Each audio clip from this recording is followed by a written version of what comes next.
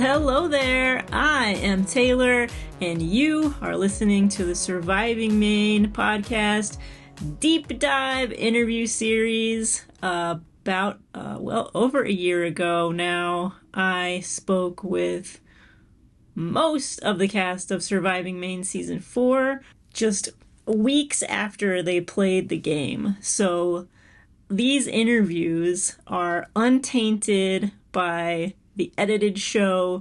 It's just how each player remembers their game, what was important to them, what were their favorite moments, what are their regrets. These interviews I've been doing since season 2, and they're just kind of a way for the players to have a cathartic expression of their game. Here is my interview with my winner pick from the season. Didn't win, but came so close. It's Amelia. My winner pick, Amelia. How are you? Hey, I'm good. How are you? I'm good. Robbed goddess of season 4, Amelia. Oh my goodness. I didn't know I actually was your winner pick. Oh, really? I didn't know. I guess I never told you. I'm honored. Yes, you should be. No, it was when I had only interviewed, like, it was those pre-interviews, and I had only interviewed like maybe 5 of you at the point. Maybe it was less than that. You were pretty early in the cast. And so I emailed Liza. Liza wanted like a summary of everything. And I was like, this one, blah, blah, blah, my winner pick. Like, that's when I decided, because the way that you talked about how you wanted to play was exactly how I had played my first LRG. Oh, yeah. Okay. And I won, and I was like, she's going to do it too. And you came so close. I came so close. Close. Ruined my perfect record of winner picking for Surviving Maine, but that's okay. A perfect record? I did. Oh, no. I have let you down. No, it wasn't you. We can blame other people. Valid. I mean, you lost by 1 vote, so that's amazing. And the person who did win deserved to win. Oh, so, for sure. Yeah. So, yeah. So, okay. So let's start from the beginning, okay? Yeah. Are you ready? Do you have you were writing notes, right? I have some notes. Yeah. I didn't fully finish them because there was a lot, but yeah. Well, that's what this is for. An audio recording of everything that happened in your amazing game. So let's talk. Like, so when you arrive, first of all, did you come with your fiance? The second jury boot, William from Surviving Maine Season 3. Was he with you or no? So we did drive down together. However, he had to meet with like the team before. So like he had to drop me off at like a Dunkin' Donuts, and I just sat there for like an hour, Oh, no. Which was like fine. And then he picked me up and brought me back like right before I had to be there. That was fine, but it was the worst time I've ever had in a Dunkin' Donuts. I sat there and I was just like, I'm stressed. Yes. Was your mind racing and you just felt sick the whole time? Yeah, and I was just like, why did you do this to yourself? Yeah. I'm such an introvert, and like, I'm so awkward. I was just like, you're going to do terrible. I was like, why am I here? But I was also excited. I think like once Will picked me up and we were actually headed to officially go over there, I was just like, well, it is what it is. I'm here. We'll see what happens. But it was very stressful. And then I felt okay once we were there. I almost forgot my sleeping bag though. Oh no. In Will's car. So maybe production would have let me get it after. I'm not sure. Probably. But I don't know. If they were feeling mean, they would have said no, probably. Yeah, you never know. Sometimes Liza just gets a hard ass and it's like, no. Well, also, I was trying to not have everyone know that, like, Will was my fiance. So I didn't want to, like, be super obvious, like, hey, can you have Will, like, give me my sleeping bag or, like, whatever? So I I need to pretend he's not here. Like Exactly. that's the mode I was in. So, but then I did remember, and a couple people saw me ask him. So I was like, oh no, I'm screwed. But I didn't end up, because I think that was like Kiefer and maybe like Shaylee and a couple other people that were there. So like not really anyone that I really ended up working with anyway. That's good. So that's good. It was kind of whatever. The only person you even played with was Shaylee for a minute, right? For a minute. Yeah, just one challenge and then she got voted out. Okay. So you get there and like everyone's like sitting in a field being silent. What are you thinking? Who are you like scoping people out? I was definitely scoping people out. The first thing I noticed was Aaron, because I saw his YouTube channel. He has like an outdoors YouTube channel. Oh, I know. Yeah, and I was just searching like Surviving Maine, and he had some video where he was talking about it. Like I said, it was like a week before. So I was like, oh, like I know who that guy is. Oh shit. That's so And funny. I was nervous. I was like, he seemed like a very chaotic person on his YouTube channel. So I was like, I don't know if this is a good or bad thing. And I had a feeling he was not going to like me. So I was like, this is good. The other thing I was thinking was, first of all, I didn't recognize anybody else. I was hoping that like maybe like some significant others of people that are in production would like be there, because like I know some of them. So I was like, oh, maybe I'll know someone, but I didn't recognize anyone else. And then the other thing I was thinking is I couldn't really tell because I sat pretty far from people. Like I assumed we were still going to be two tribes. I didn't think about that. And because two of the tribes were blue colors, I literally just saw so many like blue little name tags and only like a couple of green. So I was like, what is happening? I didn't even like, I was having a dumb blonde moment. I didn't even think like, oh, there's probably three tribes, because I saw so much blue. I was like, they all have to be the same tribe. Where is all of my tribe? And then fair assumption to make. Yeah. I suppose I felt silly after, but I was just sitting there like, who am I going to work with then? I also noticed TJ the first day, actually, like, or the first moment they're sitting. And I was just like, I feel like that person looks strategic and I want to work with them. Okay. He also looks like one of my like really, really close friends. So I was like, I feel like he's strategic but trustworthy because he looks so much like that friend. I don't know. So I was like, I want to work with this person, but we're not the same tribe. So I was like, keep that in mind. So that plays out later. That's cool. It does play out later. I'm excited about that. Other than that, I wasn't thinking too much. I was just trying to keep calm. No. Okay. So when you find out that it's three tribes, when do you find out? And are you just like, oh no, this is terrible? Or like, okay, now it all makes sense. I figured it out like basically as they like called up one tribe and like some of the blue people were still sitting there. I was like, because like they called us like Moosehead up second, so like only half of the blues walked up, and I was like, oh, okay, this is like a three tribes thing. Okay.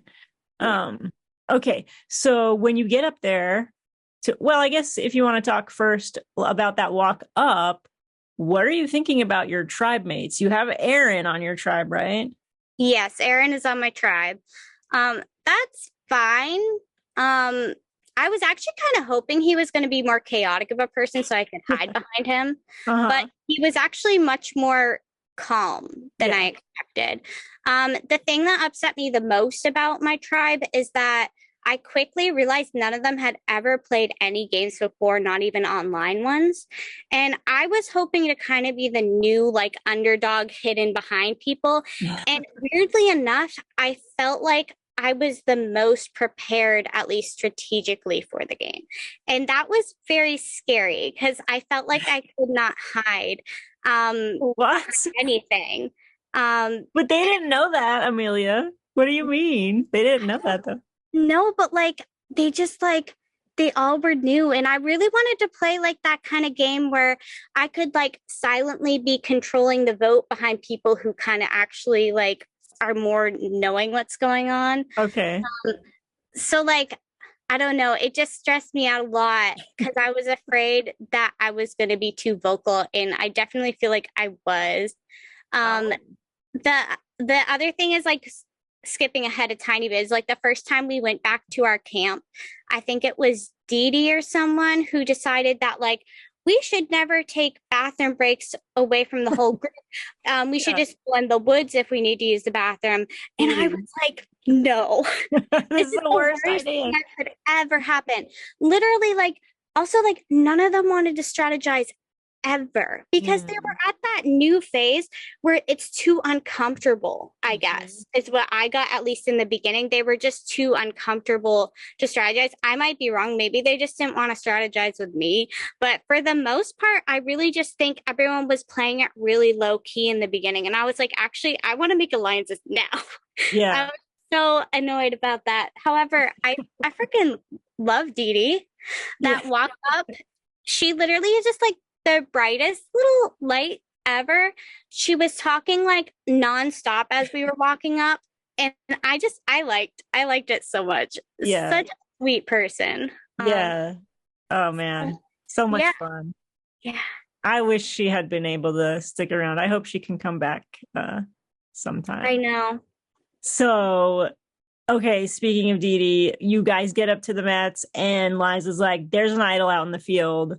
Yeah. Whoever wants to go get it. And she took off like a rocket. She took off. The funniest thing is about 10 minutes before that, she said, guys, I'm really good at running. And we were like, okay.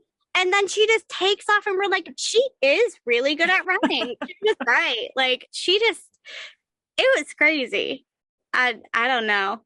What were you guys thinking? You didn't even try, right? I didn't even flinch. I was like, there's no way with my short little legs, I'm going to run fast enough. And also, I actually went into the game never wanting an idol. That's something I wanted to avoid completely, unless it could be like a completely like nobody knows. I just found it like in the bathroom or something that like just would not be a problem. I did not ever want an idol because I just think a lot of times that automatically targets you as being someone who's good at the game. And I didn't want to be targeted as that. I wanted people to think, oh, she's just like a silly girl who's playing this game with us. And so I was just like, even if I could run and get it, I don't want it. I just did not. I didn't want it. That's so ironic because of what happens later. Yeah. Okay. Was there any talk before Dee Dee leaves of like, well, she took off to get that, maybe she's untrustworthy, anything like that? Like, people still were not strategizing at this point. At all. Okay. Anyone. We were all walking to the bathroom together. We were all getting water together. Nobody was willing to stray off at all. The only thing, obviously, is like Aaron went on like his journey. So we did have like a break from Aaron for a bit. But other than that, the rest of us had been completely together. So nobody like had any time to be like, oh, like Dee Dee has an idol. She's a threat. For me, I actually liked her having the idol because she really liked me for some reason. Yeah. And I was just like, okay, like someone who likes me has an idol. I don't see this as a downfall at all.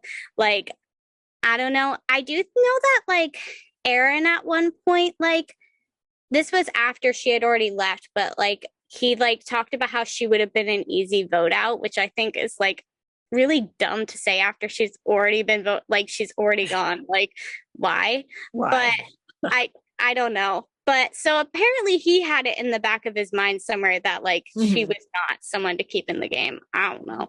But the rest of us never talked about Dee Dee like she was a threat in any way. We liked her. Okay. Aw. How did you feel then? Is there anything you want to talk about before we get to her quit?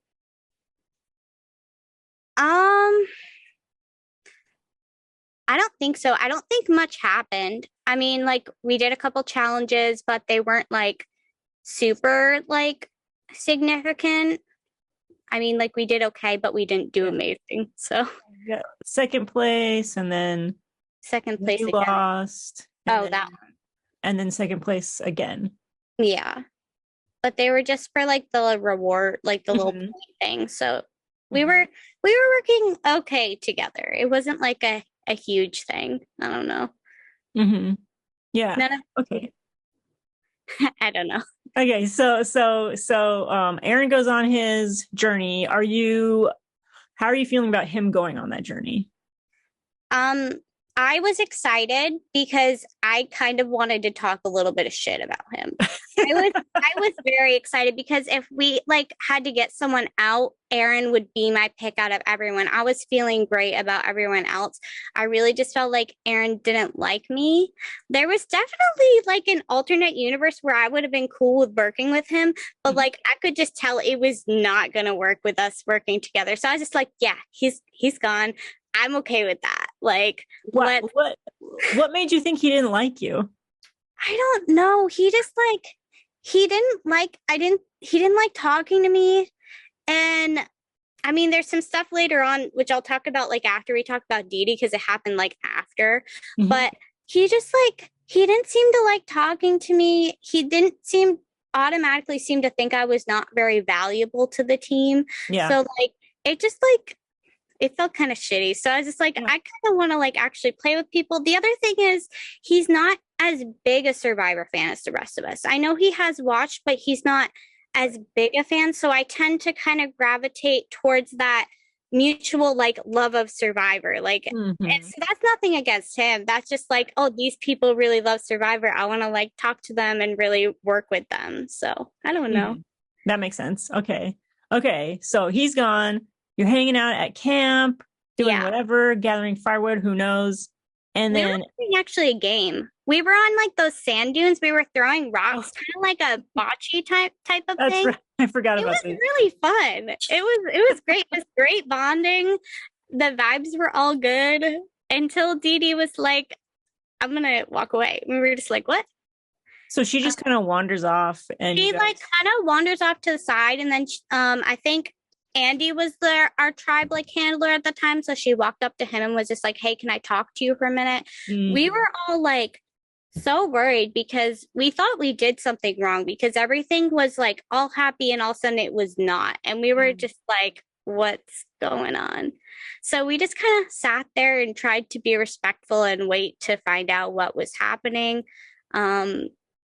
And then I think she did say what was wrong on the video, right? So it's okay to talk about like... Yeah. It's going to be in the episode. Yeah. And she's okay with it. Yeah. Okay. That I just wanted to make sure before, like to not say anything. But like, yeah, she was just having some like really bad like mental issues, which I relate to a lot. I have a lot of mental issues. So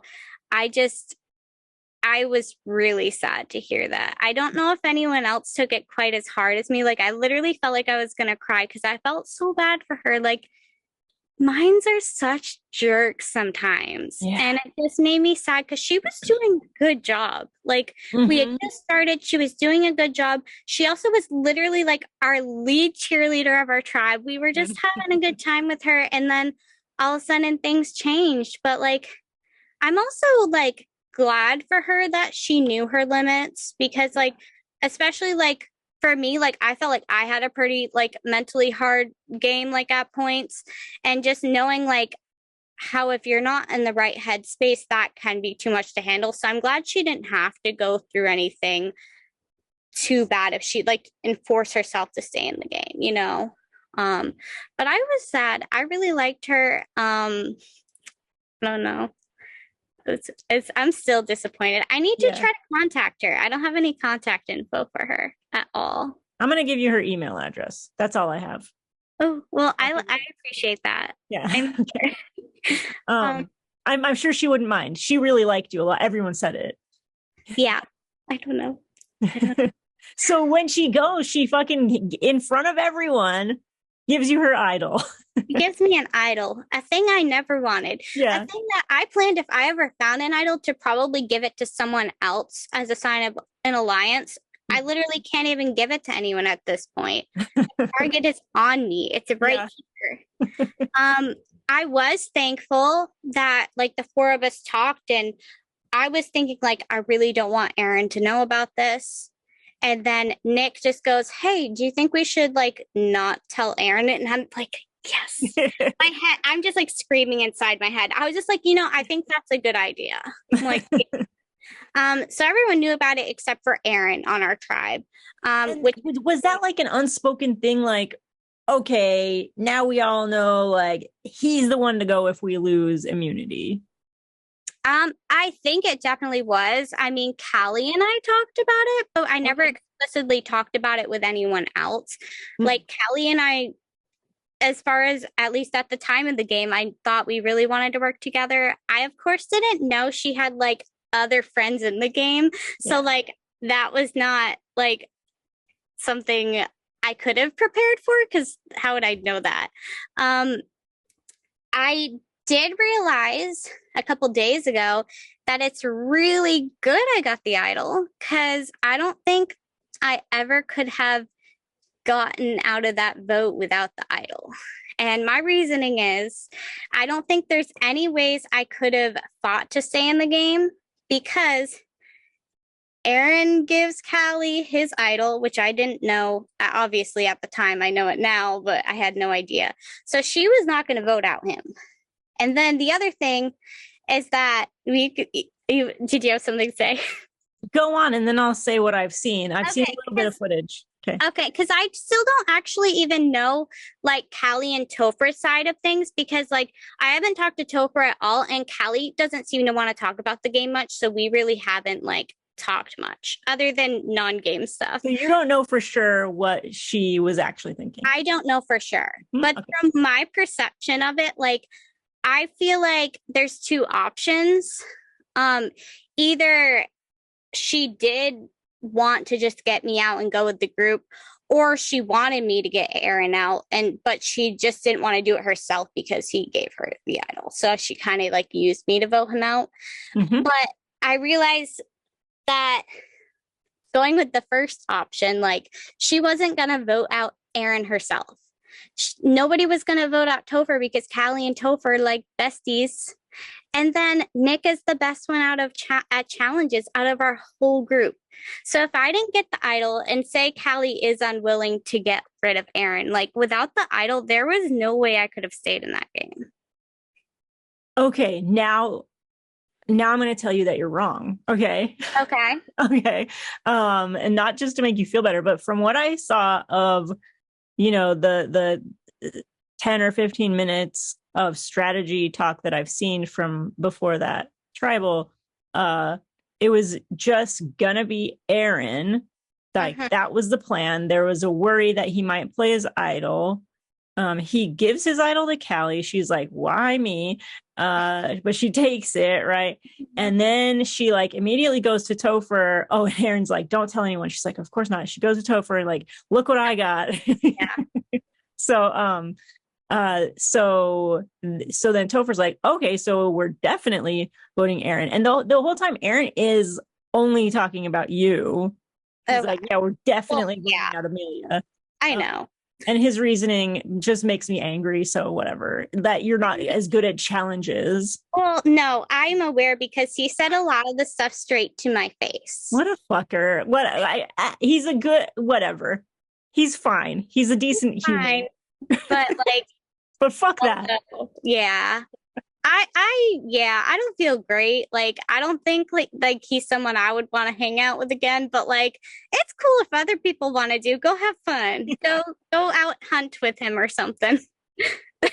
Right. But so they were still thinking of voting Aaron.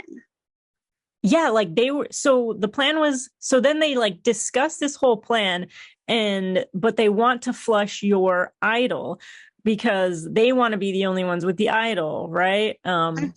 This is just Callie and Topher.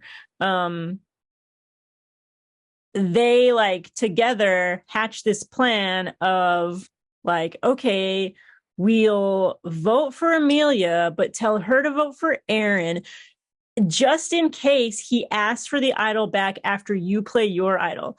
And then Callie's going to tell you right before, like 5 minutes before tribal, she's going to come to you and be like, play your idol. You have to play your idol. Just to flush it. It's just to flush it. She didn't have to say that want anyway, you out. though. What? She didn't have to say that anyway, though, because Nick and Topher, like, wouldn't look me in the eye. So I knew they weren't going to they weren't going to do anything. It's crazy because every time I went to a confessional, I swear I would get back and be like, oh, my plan has changed now because something has changed while I've been gone. I will tell you, Nick was not on that plan. He was down to vote out Aaron, and then also down to vote out me, though. Exactly. He was just willing to, as long as he stayed, I don't think he cared. Exactly. Correct. Yeah. But it could have been Aaron if you didn't have the idol. It would have been Aaron. Were they worried that I was going to vote someone else out? Because I did consider it. There was no talk of that I've seen so far. Who were you considering? Well, I wasn't necessarily like singling out anyone, but like as we went to bed that night, obviously I wasn't planning on playing my idol at that point because I was trying to like stay true and like have actual alliances. I felt like if I played the idol, then it just wasn't going to help me in the long run. I know I got a lot of crap from some people on production about this. They told William that like she's crazy for not playing her idol. And I'm like, who the frick is going to play an idol on the first vote if they don't have to? Obviously, I'm going to try other options first. I'm not just going to decide willy-nilly I'm playing this idol on the first vote.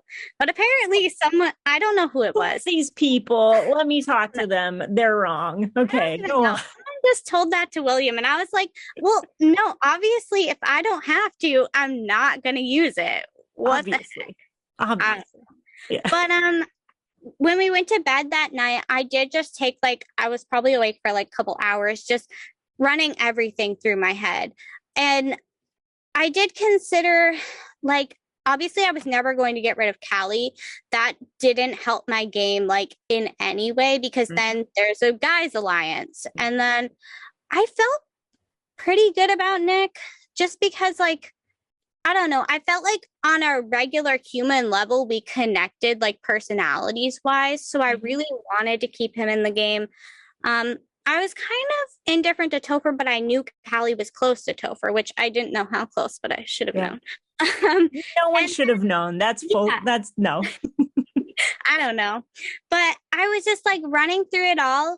But I also like the first thing in my head was that I wanted Aaron out simply because he wasn't as big a fan of Survivor. I knew if we voted him out, he was still going to go outdoors and hunt and do all the things, and he was still going to have a grand time. I didn't feel like I could vote out someone who was a really big fan on the first vote. Okay. I was also kind of hoping they wouldn't do the same to me. Like I was kind of trying to trust that they wouldn't vote me out because I also was a big fan. I don't know. That's like just a hopeful thing. And then the other thing was I thought that Nick, Topher, Callie, and I worked really well together. I thought if we got Aaron out, we might have a better chance of like actually winning challenges because the four of us are really good at listening to each other and like paying attention to things. So I thought we would be a good team, which spoiler alert, we did good the next two challenges with the four of us. So that was good. It was really good, but I don't know. I just like, I didn't, honestly, it wasn't the most strategic thing other than thinking that the four of us would work together. I was just like, I honestly don't want Aaron here.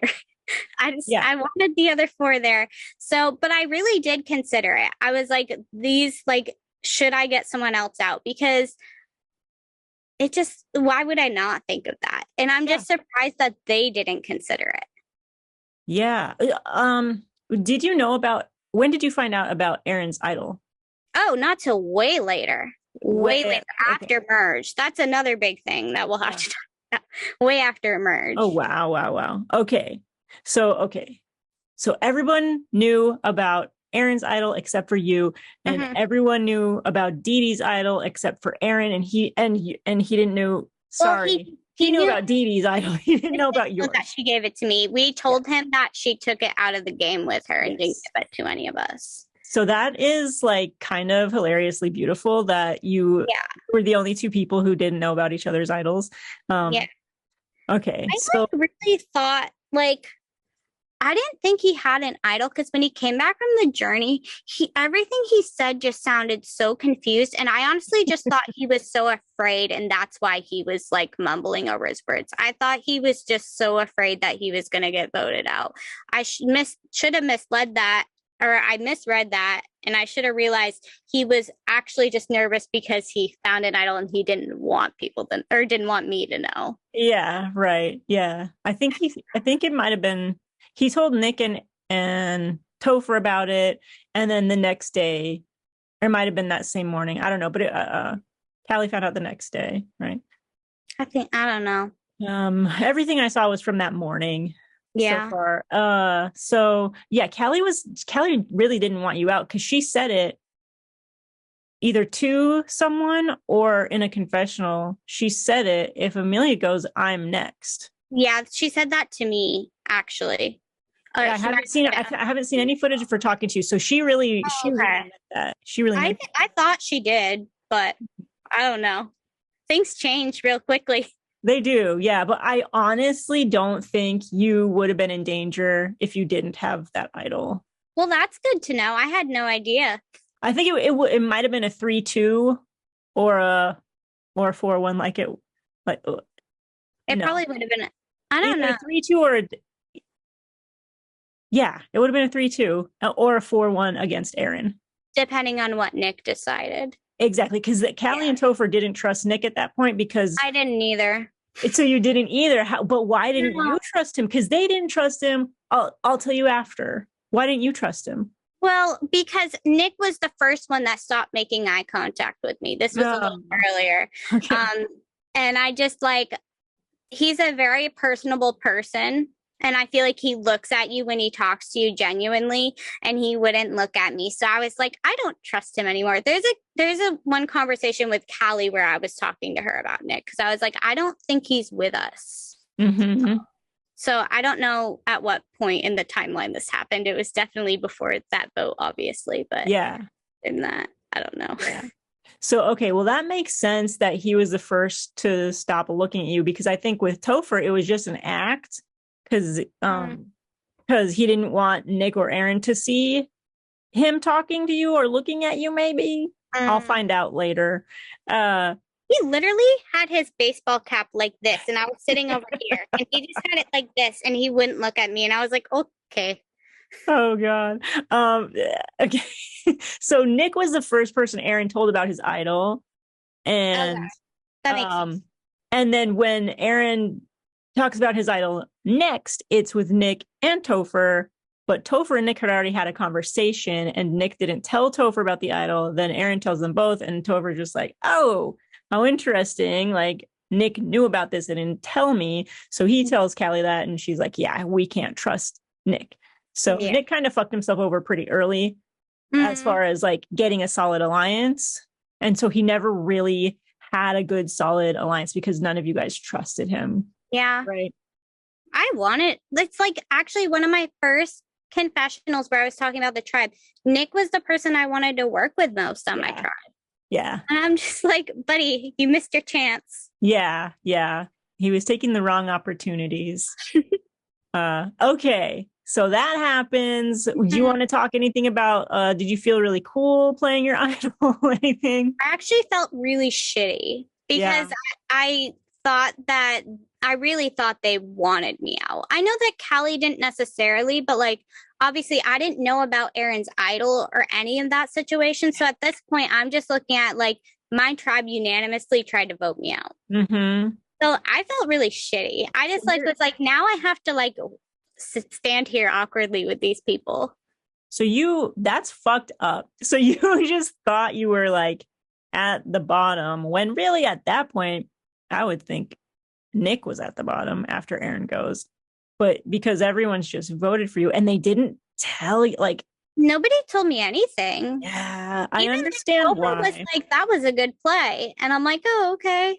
I really didn't know that Topher even knew I was going to do that. I assumed it was something Callie decided on her own at the time. Yeah, right. No, yeah. Why would you think anything different? Which is also why, I was very careful not to say that Callie tipped me off, because I wanted to show her that I was trusting her and trying to protect her in the way that she protected me. So good call. I don't know. I felt shitty though. I was just okay, we're all cool here. So, okay, but You win a couple of challenges in a row. Yeah. So you're The okay. first one was crazy. What was me. that? It was one where we have to get like puzzle pieces, but I had to tie it off of like a balance beam while standing on it. Mm. Which I like knew I really needed to do that. Balancing was one of the things that I told them that I was good at, which I am pretty good at it. But just as I was about to get the puzzle pieces off of it, Liza actually was about to change the rules. And so I was untying it. She was going to let us like do it differently. And my tribe was like, no, Liza, wait, she's getting it. And then like I got it off and like, so we had a huge like head start on that one.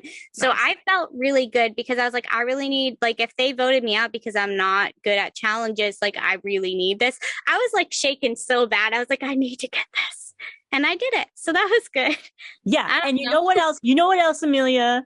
That bullshit about, oh, she's the worst at challenges.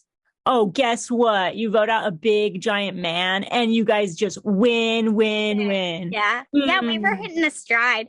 I was like so frustrated because he was literally so mad at me about that tug of war challenge. What the And fuck? I'm like, I wasn't doing bad in it, but I also only weigh a certain amount. Like there's only so much I can do. And then they were also mad at me about like the other challenge, which was we had to like run out and get puzzle pieces and then do like the BB gun thing. And we were down a person. So someone had to do two parts and they had me do it, which I've never shot any sort of gun ever in my life. So first off, I'm running with Topher, who has freaking long legs, and I'm trying to keep up with him. And I like twisted my ankle. I'm like the most accident prone person apparently ever on this game, which is not normal in my home life, but I was so accident prone. So I'm like trying to keep up with him. And then like we come back and I'm like, I'm dying. And then like it comes time to like do the BB gun thing, and I'm just like failing at it, but nobody else wanted to do it. And I was like, you know what? I'll give it a shot. It's fine. But I just couldn't do it. Yeah, you know, that is bullshit because someone else, I won't say who, was like, well, Amelia volunteered to do this gun challenge and she had never shot a gun before. Okay, then why didn't you fucking... Well, like none of the... Well, we had to have two people shooting was the rule. And then nobody else had ever shot one. So like me and Topher were both willing. And then he was just like, yeah, why don't you do it? And I was like, I don't really care. Like, I'll do it if that's what's needed. Like, you never want to be the person to your tribe that's just like unwilling to do things. Yeah, exactly. Kind of like, yeah, I can do it, whatever. And obviously I didn't do good, but like as an introvert and someone who doesn't like to participate in things, I was just trying real hard to work with my tribe. And I appreciate it. I appreciate what you did. I just can't believe someone was like, oh, I didn't like that she just raised her hand to do that. Why didn't you raise your hand and do it, sir? I also never physically raised my hand. They're like, does anyone know how to do it? And I was like, no, but I'd be willing to try if nobody else wants to. Raise your hand was my words. Okay. Oh my gosh. But no, those two challenges, like, I'd also started out bad with the first challenge though, because we had this, like, I was blindfolded and Dee Dee was my partner, and we had this lock that we were supposed to do, but I was blindfolded and she like directed me wrong on how to do the lock. And she like, not in like a mean way whatsoever. She kept like saying in front of the tribe, like, that's okay, Amelia, you tried really hard. And I'm like, I didn't do anything wrong. I was blindfolded. So like, I feel like early on, like this like idea that I was bad at challenges kind of like just got in there. And then there was a couple really bad challenges in a row, and it's okay. I don't know. And you're like a below average height woman. Yeah. And people just see that and think not good in challenges. It's just, you know what it's an unconscious bias, and people need to stop doing that. I mean, to be fair, I was doing pretty bad at challenges. Stop it. There's a reason though. I have endometriosis and I was on my period during the games. Oh no. So I was losing so much blood that I physically felt so sick throughout like the whole game. Like it was so much worse, probably because of the heat and the exercise than usual. And I literally felt like I was going to pass out pretty much the whole time I was there. No way. And then you did. Yeah, we'll get to that lovely, lovely part. Okay. Oh, All right. Let's get to the swap. yeah. Okay. The swap happens and you end up on your same green tribe, but with no one that you know at all. Yeah, I was completely swap screwed. That's pretty much a death sentence for most people. Yeah. So, Unless you could use it to your advantage. So what did you do? well, the first thing I thought was, well, you still have to prove that you're good at challenges. And there's this big, stupid spool thing that we have to stand on. And everyone else is like, I'm not very good at balancing. And the one thing I told them I was good at balancing. So they're like, you want to do that? And I'm like, yeah, I'm going to step up because I want to stay in this game. So I'm going to do this spool thing. And it was really hard. I don't know how far we had to go, but it was really far. And then we had to come all the way back. And I know last season they were allowed to use their hands on the spool. Yes. We were not allowed to. I also had some struggles simply I love them dearly, Seth and TJ. But I felt like they weren't hearing me, like they weren't communicating with me during the challenge, which is not on them. I might not have been talking loud enough. I don't know. But regardless, our communication was just not there, which made it so much more stressful. I don't know. So it wasn't going well. I had a lot of good saves from not falling though. I was getting a good core workout. And good thigh workout too, really burning. Yeah. And it was going okay. I just felt really, really faint. And then on our way back, I think I only had maybe a quarter of the way to get back. Well, it was we went all the way out and then halfway back. And then at that point, this shows you how shitty I felt because I'm someone that I'm so stupidly determined. And if I give up that close to the end of something, something's wrong. Yeah. So I just was feeling like I was literally just going to pass out straight forward, face on the ground, pass out. So I just guys, I have to stop. And so everything, big dramatic, the whole game has to stop. I felt like I was on the TV. It was terrifying. I don't like that much attention, but yeah. Everything stops. I'm pretty much immediately in tears because I'm this is it. I'm just going to be out of this game now. Wow. And yeah, so I couldn't finish the challenge. The other team did allow them to do it with another person on the spool, which was good, but we did still lose. So swapped on to a new tribe. I don't know anyone, and I made them lose our first community challenge. Right. So at this point, I'm just honestly, it should be me that goes, was my first thought. Because I was just I feel I'm not someone who takes things from other people, if that makes sense, in a moral life way, where I mess up this thing for these people. So who's to say, knowing it would be probably TJ or Shaylee, in my mind, I'm if I try to fight to stay in this game, I'm voting out someone else who is also should be here because I fucked up a challenge. So I'm sitting there maybe I should just quit. There's also the question of, am I actually physically feeling well enough to stay in this game? Right. So that was a lot. I was just kind of sitting there, and initially I kind of was just going to be well, I'm going to let them vote me out so they don't have to have me quit and then vote out someone else, that kind of thing. But then I was just but I really want to be here. And also there are situations where I respect this, but for the most part, I don't respect people just giving up. In Survivor, for the most part, that's something that I don't respect except for in extreme situations. Yeah. And I was just honestly, I just need to drink a fuck ton of water and I'll probably be fine. So I was just I want to be here. And I knew my odds weren't good. I was they probably will still just vote me out because I don't know. But I was I'm going to try. So what I did was they were all telling me a specific name. I think they were all telling me TJ at that point. But it also was weird because the first name that Sandra told me was Shaylee, and then it changed to TJ with a quick snap. And I was I don't know what's going on here. And then Madison also threw Sandra's name under the bus. So I was like, I don't know what's going on. I don't know any of these people. And I was like, my game's kind of already screwed. So I'm going to do something a little risky. So I was just like, hey guys, like, I really don't know any of you. I'm not trying to stir anything up, but like, I want to talk to every one of you individually, if that's okay with you guys. So I took the time to talk to each of them individually. I didn't like do anything super crazy. I literally just like asked them, like, who are you voting for? That's literally pretty much all I asked them, just to get a one-on-one answer from each of them.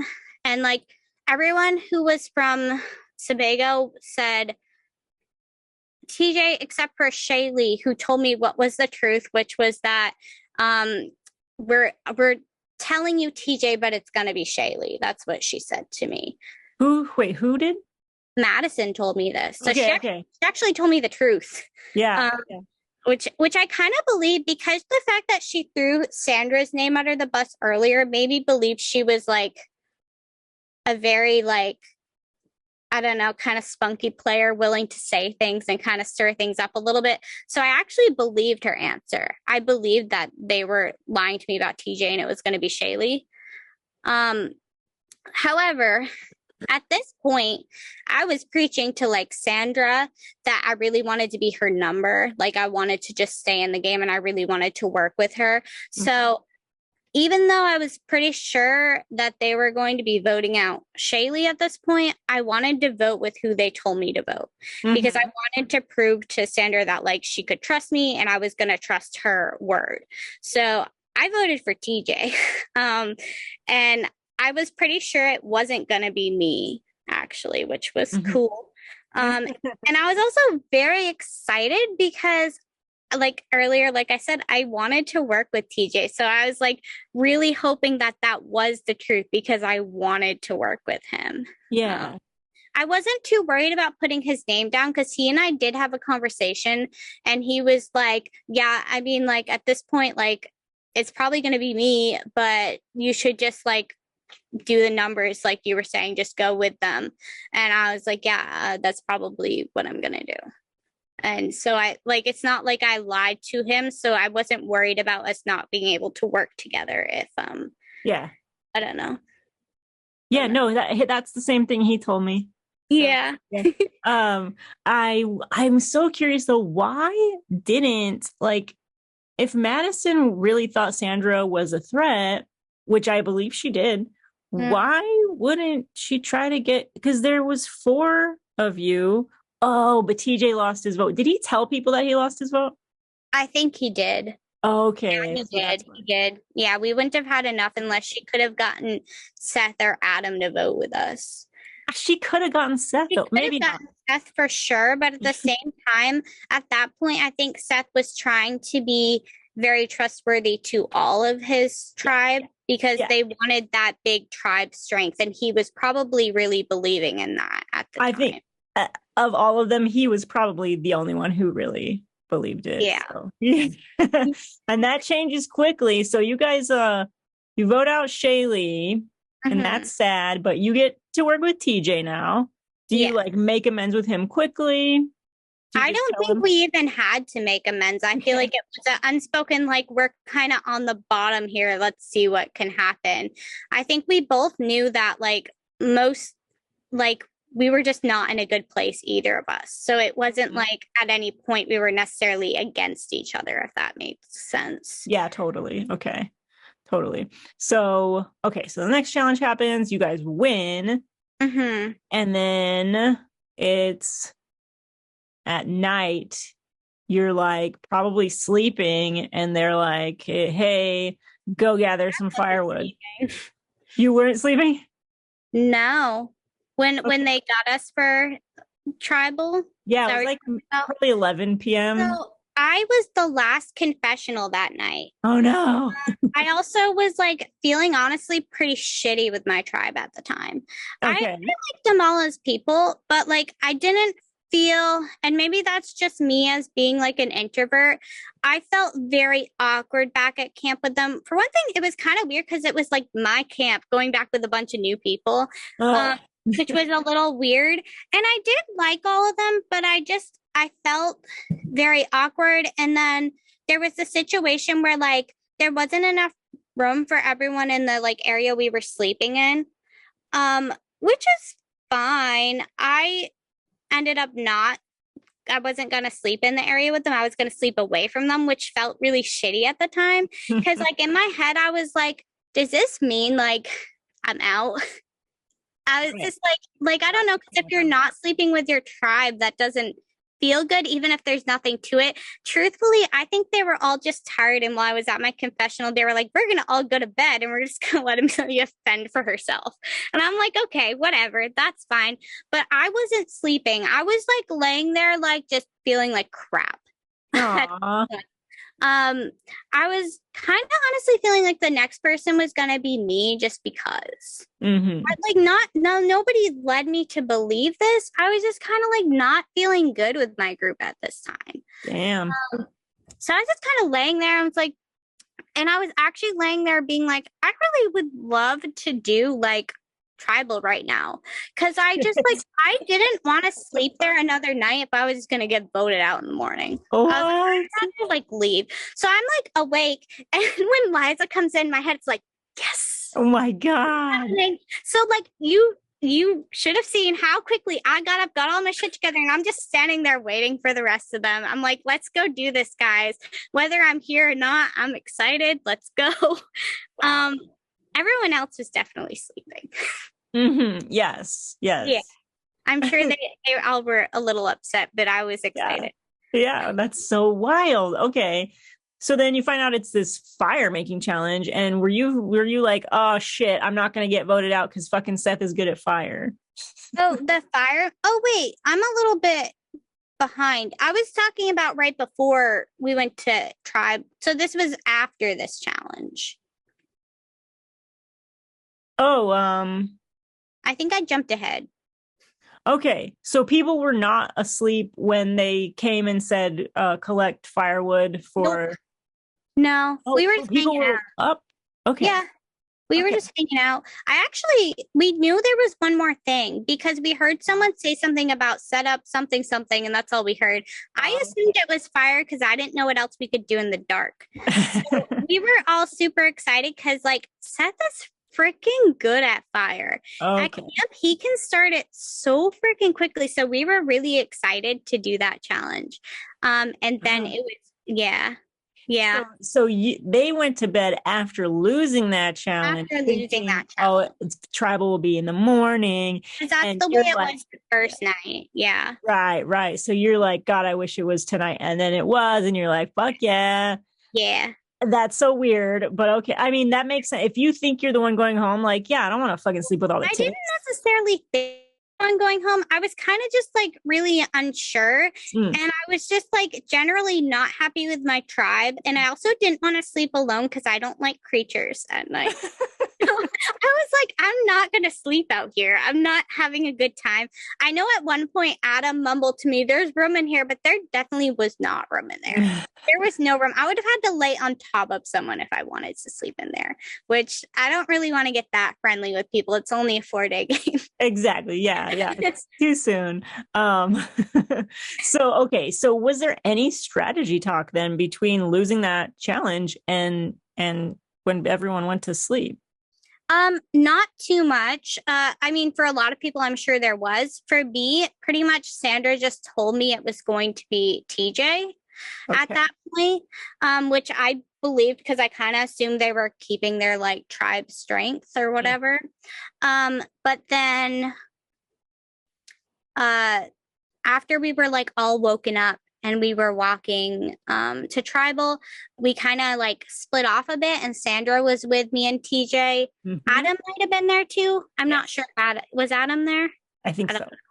But she was like, oh, like, so we're voting Madison. Yeah. And I'm like, I believed her. I did. But I was like, what the fuck is this? You're telling me as we're walking over that we're voting for Madison? Like, no, I don't do this last minute thing unless I'm actually, I didn't say this to her. This is what's going on in her head. I'm just like, what the fuck? I did tell her earlier Actually, I guess I did strategize with Sandra a little more than I remember. I told her earlier, because they had the numbers when they were planning on voting TJ, that I was most likely going to play my shot in the dark, and it wasn't against them. It was just that I wanted to feel super secure in being in the next game, and I knew they didn't need my votes anyway. So I was like, are you offended by that? And she was like, no, that's fine if that's what you want to do. And I also just didn't want to vote for TJ, honestly. Yeah. Yeah. But then now she's saying it's Madison. And I'm like, that's probably true, but why are you telling me this as we're walking over here? This is stupid. I don't want to just vote for Madison while we're like, so then TJ, after we kind of split off again, and TJ and I are talking, and he's like, I'm going to play like my shot in the dark. And I'm like, honestly, I'm still going to play mine too. Because I just didn't want to go with that vote. It annoyed me a lot. And also, like, earlier, Sandra was like, oh, me and Madison are feeling really good about you, Amelia. So I'm like, wow. You're telling me you're voting out the person that you feel good about me with? That's kind of, like, weird. Wait, okay, but you knew, now go ahead, hang on one second. So you knew that Madison had thrown Sandra out as a threat that she wanted out, and you knew that TJ told everyone this at the last tribal you went to. Yeah. So, I mean, didn't it make a little bit of sense that Sandra is feeling betrayed and threatened by Madison? It does, but it's also weird that she even took the time to say that she and Madison felt good about me earlier if she was. So that was after? That was after the challenge, after the fire challenge. So God, okay. At least I think it was after, unless I got it mixed up. I feel like it was. I don't really know. But regardless, I was just kind of like, I don't know. And I just kind of I have this stubborn thing where I don't really like to go with things sometimes. So I was just Rebel.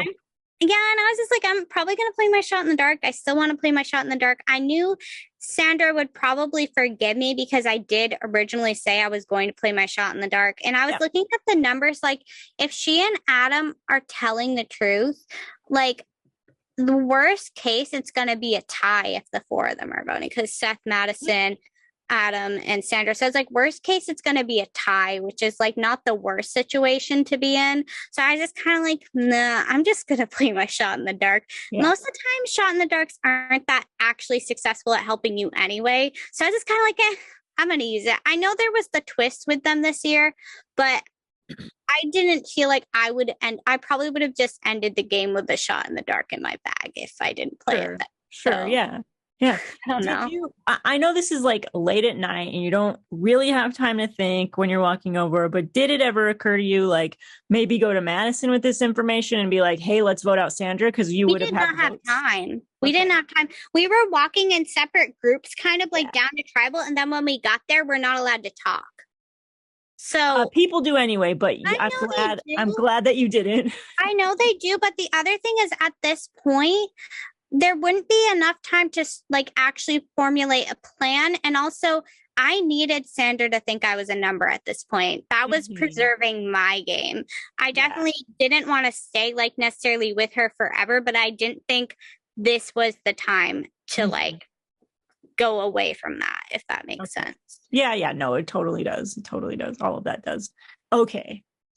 Alrighty then. So it happens and you didn't know, and I don't know why they didn't tell you, I guess, but they had a vote split. And so it ends up being 2-1-1 because they had Madison and Seth voting for each of you. Yep. And so Madison's Which is why, maybe if they strategized more and actually told me what was going on, then you wouldn't have played it. Yeah. Yeah. Okay. So maybe that was smart of them. Okay. So you go back to camp for the night, and the next morning, I want to know, what's going on with you? Because, when you go back to camp that night, Seth is pissed, and it's obvious, yeah? He's super pissed. Oh, yeah, he goes right to bed. Yeah. Okay, so the next morning, what happens? I've heard from a couple of people what they saw happen. So tell me your perspective on how this vote against Sandra comes together after you leave. Yeah. So the vote against Sandra, first disclaimer I want to say is I didn't know she had an idol at this time. No one did. No one did? Okay, I wasn't not sure. Even Adam. Adam didn't know.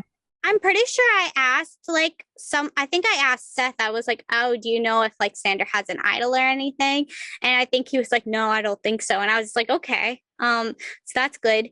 Um, and basically TJ and Seth had talked together first about wanting to get Sandra out. I definitely was at a point where I was ready to make a move of some point. Just because like I wanted to try to just get past a couple more votes and then do something, because I just needed to hang in for a little bit before something could actually happen. Mm-hmm. And Sandra did that herself by dwindling down her numbers, which is cool. Yeah. But I definitely did consider, like, I don't know, when they came to me and they were like, oh, let's vote out Sandra, I was like, kind of like, I need to think about this, because I felt like, honestly, and I might be wrong, but I feel like if Sandra could have, she would have probably just taken me along as a goat if I wanted to do that. Yeah. I feel like she would have taken me really far. So I definitely like didn't just blindly be like, yeah, let's get Sandra out. I was like, I need to consider what is happening here. Mm-hmm. So I thought about it, you know, in the little breaks that we have from not talking to other people. And I was like, yeah, I do want Sandra out. I had a decent like vibe from Adam at this point. Like, I didn't feel like we were aligned in any way, but I felt like he would be willing to work with me if we had gotten Sandra out. So I wasn't like worried about like blindsiding him. And then obviously, if this forms an alliance with TJ and Seth, then this is a really good thing. Mm-hmm. So I was like, okay, yeah, we need to get Sandra out. I was on board. And then obviously like Sandra was talking to me and like she was like, I think TJ's trying to get me out. And because he's like, well, I mean, he's being loud. He's like yelling, like, you're going, Sandra, like stuff like that. Like, oh my God, I love TJ. So funny. But she's like, he's like trying to get me out, isn't he? And I'm like, no, he hasn't like said anything to me. And I'm just like, I'm telling you, it's not you. You're not going. I don't know how I blankly, like, I looked her in the freaking eyes as I did this. I was like, was this the first actual lie I told in the game? I think this was the first lie I told in the game. I have no concept of if I'm a good liar or not, but I think I'm pretty good because she didn't use her idol. But like, as TJ's being loud, because of that first tribal when he was like yelling about finding the idol in the voting booth, I said to Sandra, I was like, no, you know, TJ's always loud when he's lying about something. I was just like, you know him. That whole voting booth thing, he's always lying. And then I was like, you know what? I'm going to go talk to TJ. I'm just going to kind of spy and see if I can get him to say your name. So I went up to TJ and I'm just like, hey, just so you know, Sandra thinks I'm spying right now. But really all I was doing was telling him like, I'm in on the vote. Let's vote her out. Wow. So that was pretty much that. I had no idea she had an idol, and I'm glad she didn't read through my lie. I definitely I did see a path with her, but I also didn't want to play a game of just being a goat. And I also after that whole thing happened where I got like swap screwed and just like everything seemed to be going against me in this game, I was just kind of like, honestly, I just want to take risks. I don't want to just play a boring game and sit here and do nothing. So I was like, yeah, let's do it. Let's get Sandra out. Wow. Yeah. Cool. Okay. And that's fun. That's a real, feel bad for Sandra.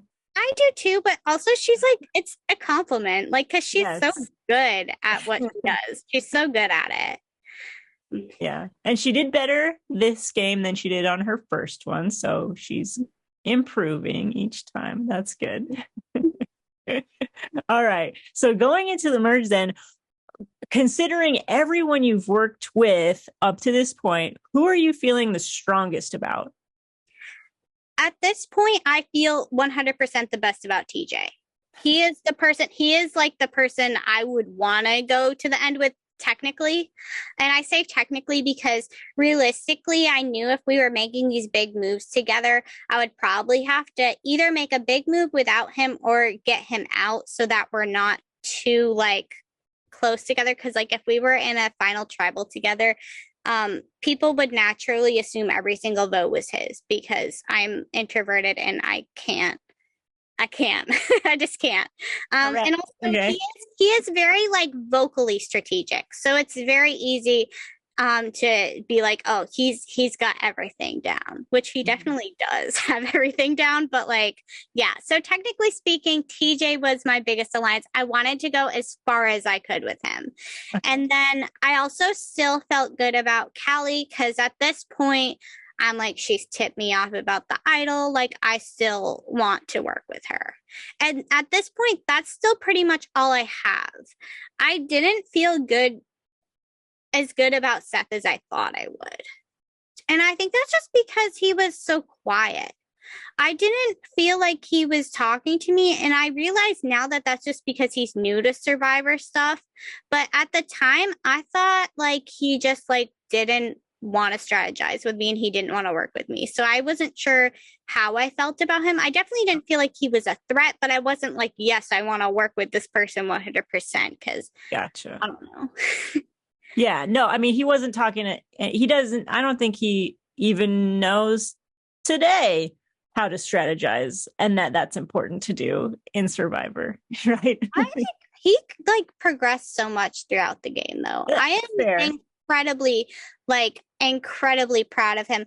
I would arguably say that the vote which is we're jumping way far ahead. And I'll go back right after, I promise. Yeah. But the vote where we voted out Adam, he was an incredibly big part of that. Mm-hmm. And I don't know if he even realizes how much he was a big part of that vote. So I think he literally progressed more than he and anyone probably realizes. Like, so much respect. Okay. All right. We'll get to that and you'll tell me if he actually knew what he was doing or because I don't know. Because in his interview, he just didn't talk about anything really like that. Yeah. It was just like, and then this happened. It's like things were happening to him and he was like rolling. I mean, and obviously he was a big part of the Sandra vote too, though. I think he just doesn't realize like how much he actually did. Yeah, maybe he is, like many casual fans or people who know nothing about Survivor. Like, I don't know that he's ever seen an episode. They think it's about challenges and surviving. And that's not at all what the game is about, period, especially not an LRG. I also just think he's someone that wanted to play with like tribe strengths. Yes. I think that would have gone well. Yeah. And Sandra had to go and mess that up for him. How dare. Right. Yes. And I think Madison was his best ally. Like 100%. He really liked her. Yeah. Okay. All right. So into the merge, TJ is your bestie and Seth is like, oh, maybe. And Callie, you're like still feeling good about. And you end up doing this challenge.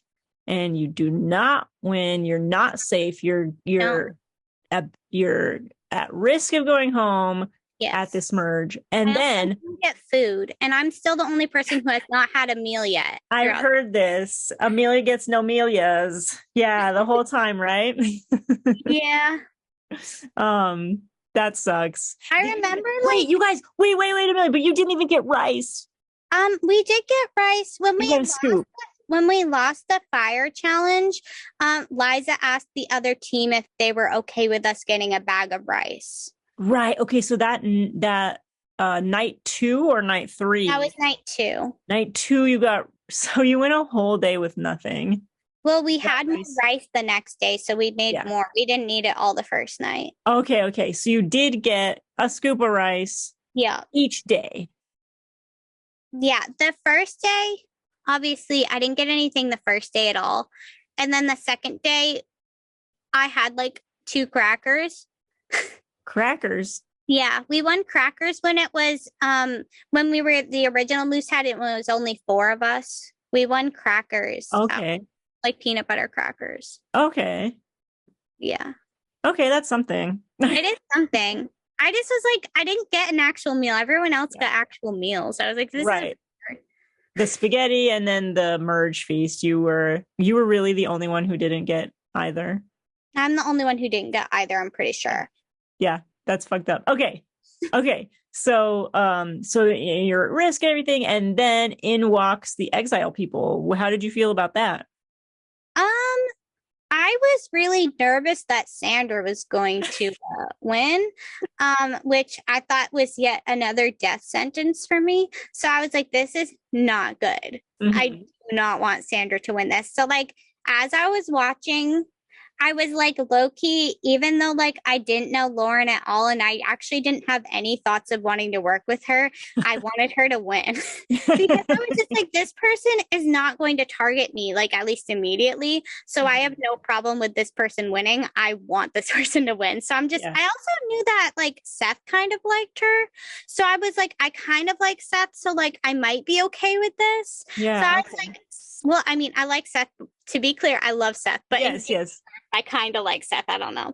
But I was just like, it's going to be better than Sandra. And they were the two that were really killing it in the challenge. So I was just like, please, Lauren, win, please. And then thankfully that is what happened. Also, I'm sorry, Sandra, if you listen to this, because I mean, you would have done great, but also you're such a threat.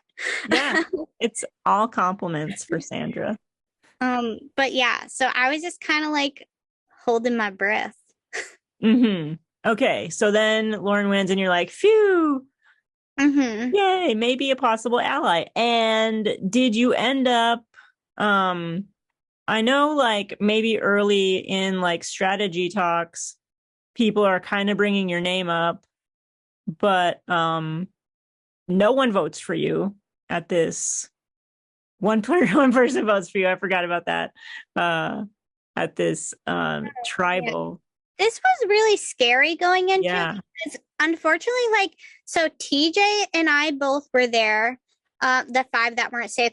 Also, Callie was there. Yeah. And we're looking at Dave, who's kind of aligned with TJ a little bit. He's also there. And then Topher, who's aligned with Callie. Yeah. So I'm looking at this and I'm like, I'm in the middle again. Yeah. And I'm just like, what is going to happen? So obviously I'm sitting there like, I want Dave or Topher out. Because I need the other two there. Technically speaking, I wanted Topher out more. And the reason for that is not anything against him, but rather that I knew, like, Allison kind of casually said she wanted to work with me, and I knew Allison liked Dave. So I really didn't want Dave out yet. I was looking at, like, we could actually have some numbers here. Okay. And I knew, like, TJ liked Allison and Dave enough to work with them, but not, at least to my understanding, enough that he would pick them over me in a voting situation. So I was just like, this is like good. I need to keep like this group going. So I really wanted Topher out. And I also thought if we got Topher out, I actually kind of talked to Callie about this. I was like, hey, like, it might be Topher. I don't really know. And I was just like, if it was him, though, like, I've talked to TJ, like, we would want to work with you. Like, we would like to pull you in with us. So my thought was if we cut off that connection, then we get another number in Callie. So I was kind of like, I don't know. I didn't think we gained anything by getting rid of Dave. Okay. I thought we could gain something by getting rid of Topher, which is Callie coming over with us. Like, who else was she going to rely on? I mean, little did you know. I mean, yeah. But like, other than that, I was just like, I feel like she would come with us. Yeah. The other thing was because, okay, Dave. I didn't trust Dave that much. And the reason is that after we like merged or whatever, I was getting water and Dave comes up and he's like, I know your fiance, William, or whatever. And he's like, so I got your back. And what I heard that is I know your fiance, like, watch your back. I kind of heard that more as like a threat and like, I want to work with you. I heard it as a threat. And also, even though I didn't know who he was necessarily, I knew this meant this guy has played multiple games. Yeah. So at this point, I kind of solidify in my mind that this guy probably has an idol. I actually thought he had an idol. Oh, wow. Not Zach. I thought Dave had an idol. So going into this vote, I also just didn't feel comfortable voting for Dave. So I'm just like, okay, like Topher is who I want out this round. So I kind of had this strategy throughout the game where I just kind of like tried to figure out well, like I kind of made up the strategy as I went along. I didn't like be like, oh, this is what I'm going to do once I get to merge. It's just kind of what happened. But I just like try to figure out like what the votes can be and then like try to figure out if we can make it be the one that's a more ideal situation for me. So at this point, I didn't want to vote Dave, and I really wanted Topher out. I thought it was going to be the best situation. And thankfully, like, I mean, Zach is the one that played the idol for Dave, right? Mm-hmm. Yeah, so Zach plays his idol on Dave, and then Topher leaves. Awesome. We also did have quite a few votes on Topher, but I don't think it was enough. But we did have quite. Yeah. It was just one less than you would have needed, right? Or was it 6-4? It was 6-5. I don't know. It was like just short of enough, I think, whatever number that was. But like we tried. But I'm so glad that that's what happened. Also because it would have been really awkward if we didn't get Topher out, because then I pretty much lose Callie and Topher for sure. Mm-hmm. I think so. I don't know. I mean, you did tell Callie, so I mean, you did tell Callie. I just don't know that Topher would have wanted to work with me after. Oh, but no way. it sucks because they were working together. Right, So, right. I don't know. Kelly and I kind of were almost a silent pair throughout the game, though. So it's not like we were necessarily voting together at any points, but we were communicating. Mm-hmm.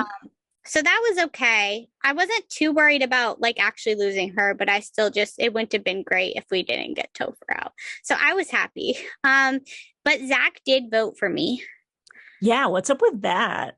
So I talked to him, and what do you know about it?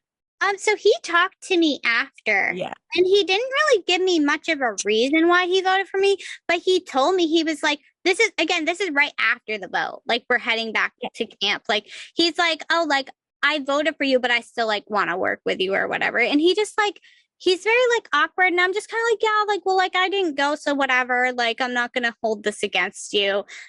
I was going to hold it against him. I did not vote with him. And also, like, to be fair, I actually almost wanted him out the first vote. But obviously, like, he couldn't, obviously, because he was one of the ones that was, like, safe. But, like, I just didn't, like, Allison really liked him, which is good. Because, like, I guess that makes my alliance, like, tighter. But I just, like, or alliance, none of us were aligned. I wasn't aligned with anyone. But what I was hoping was my alliance. I was just, like, I just didn't feel good about him. He like didn't seem very trustworthy in any sense. And then after he voted for me and just like, yeah, I want to like work with you. I'm just like, I really don't want to work with you. And I also thought if I could get him out, then like weirdly enough, I didn't think that would make Allison dislike me, because I did tell her that I kind of wanted Dave out. And she was just kind of like, oh, not yet, is basically what she told me. So I knew it wasn't necessarily like something she was 100% against. So I didn't think she would like hate me if that's how things went. So I really wanted Dave gone after that. I don't know how much I played a part into him being gone or not, but I definitely was like trying to fight for him to be gone. My other person I was okay with leaving at this point was Nick, because I still didn't trust him. And I knew like he was definitely still throwing my name as a casual. We could vote Amelia at this point. Yeah. I don't know how like much he was actually trying, but I know he was always kind of just like, yeah, we can vote Amelia, like just to kind of throw it out there. So I was okay with, at this point, I think I wanted it to be Nick or Zach. And then I think Zach went this round. I'm pretty sure. Yeah, he does. So let me ask you, because if things had gone differently, if Zach, this is just to make Zach feel bad, if he hadn't voted for you and had voted for Topher, it would have been 6-5. He still plays his idol on Dave. Topher still goes, but he doesn't lose trust with you, even though you didn't trust him to begin with. He doesn't fuck you over, because he knew you were voting with his people that he wanted to work with. He knew that. So I don't know why I still don't know why he picked me. So because the first plan he had heard was you. Okay. You were Yeah, never a real plan. You were never a real plan. no, I heard from most people that pretty much it's just like, I swear, probably every vote, my name was put out there as a first option, and then they quickly turned into other things, Yes. is from my understanding. Yes, like a lot. Yeah. But you were never really the real option for anything. So he just kind of just bought that. I don't He, know.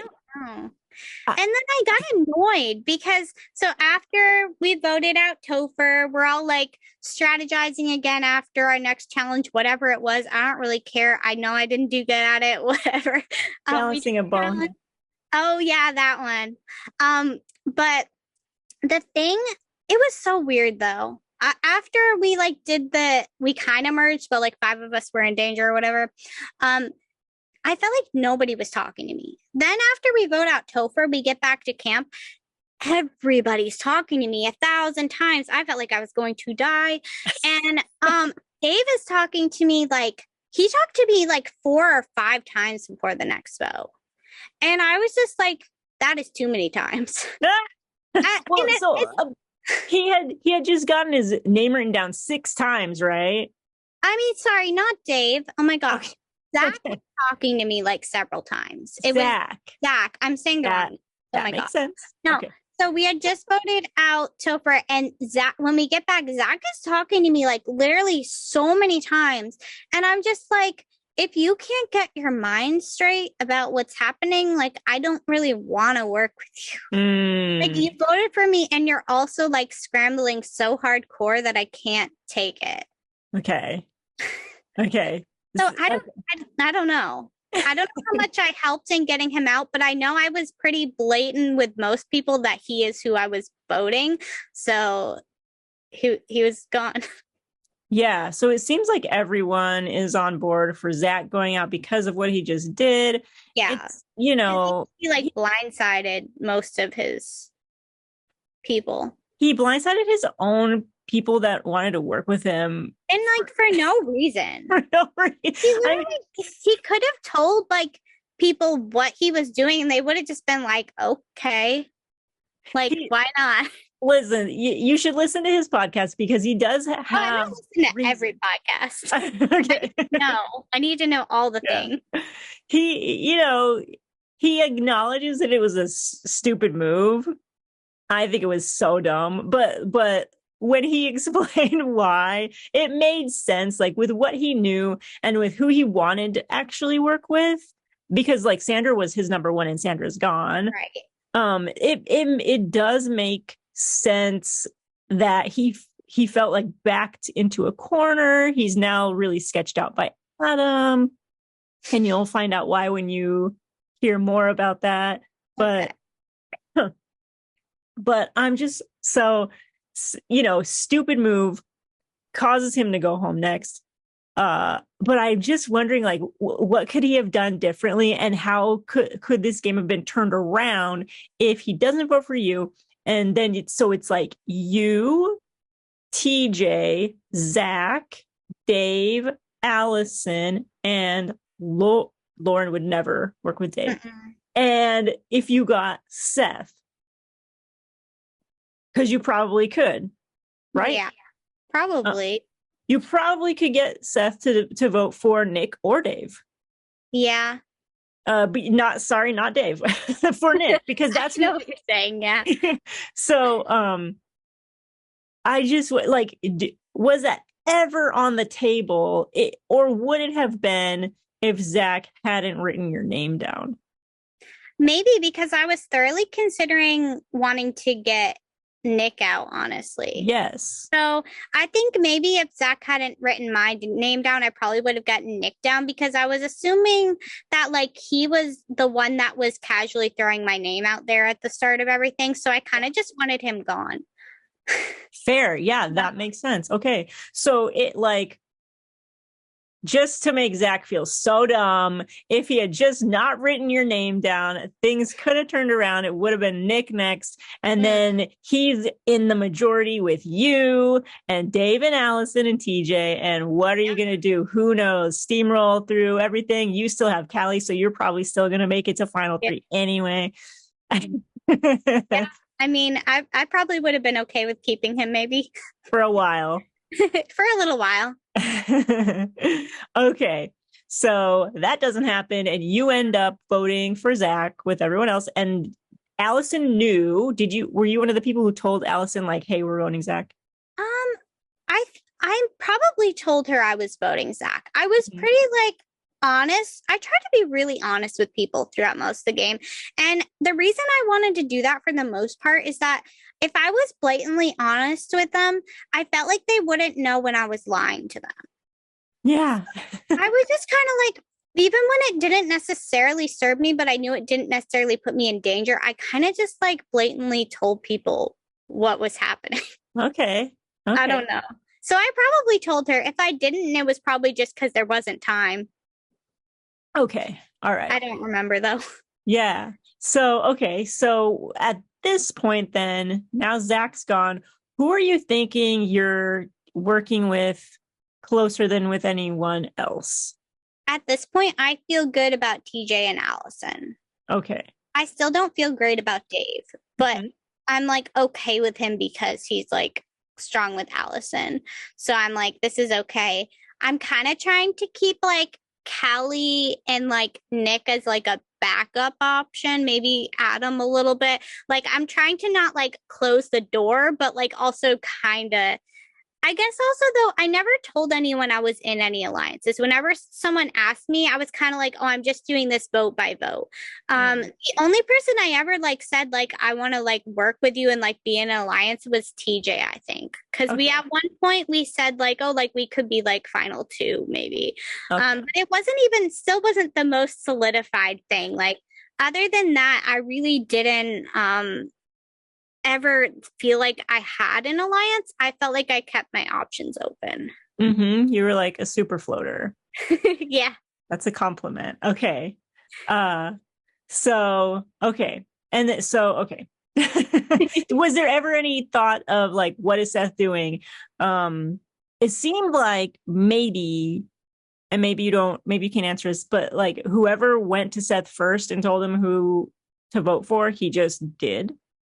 That might be true. I don't really know. I honestly didn't have many, at least at this point. Seth and I were not talking very much.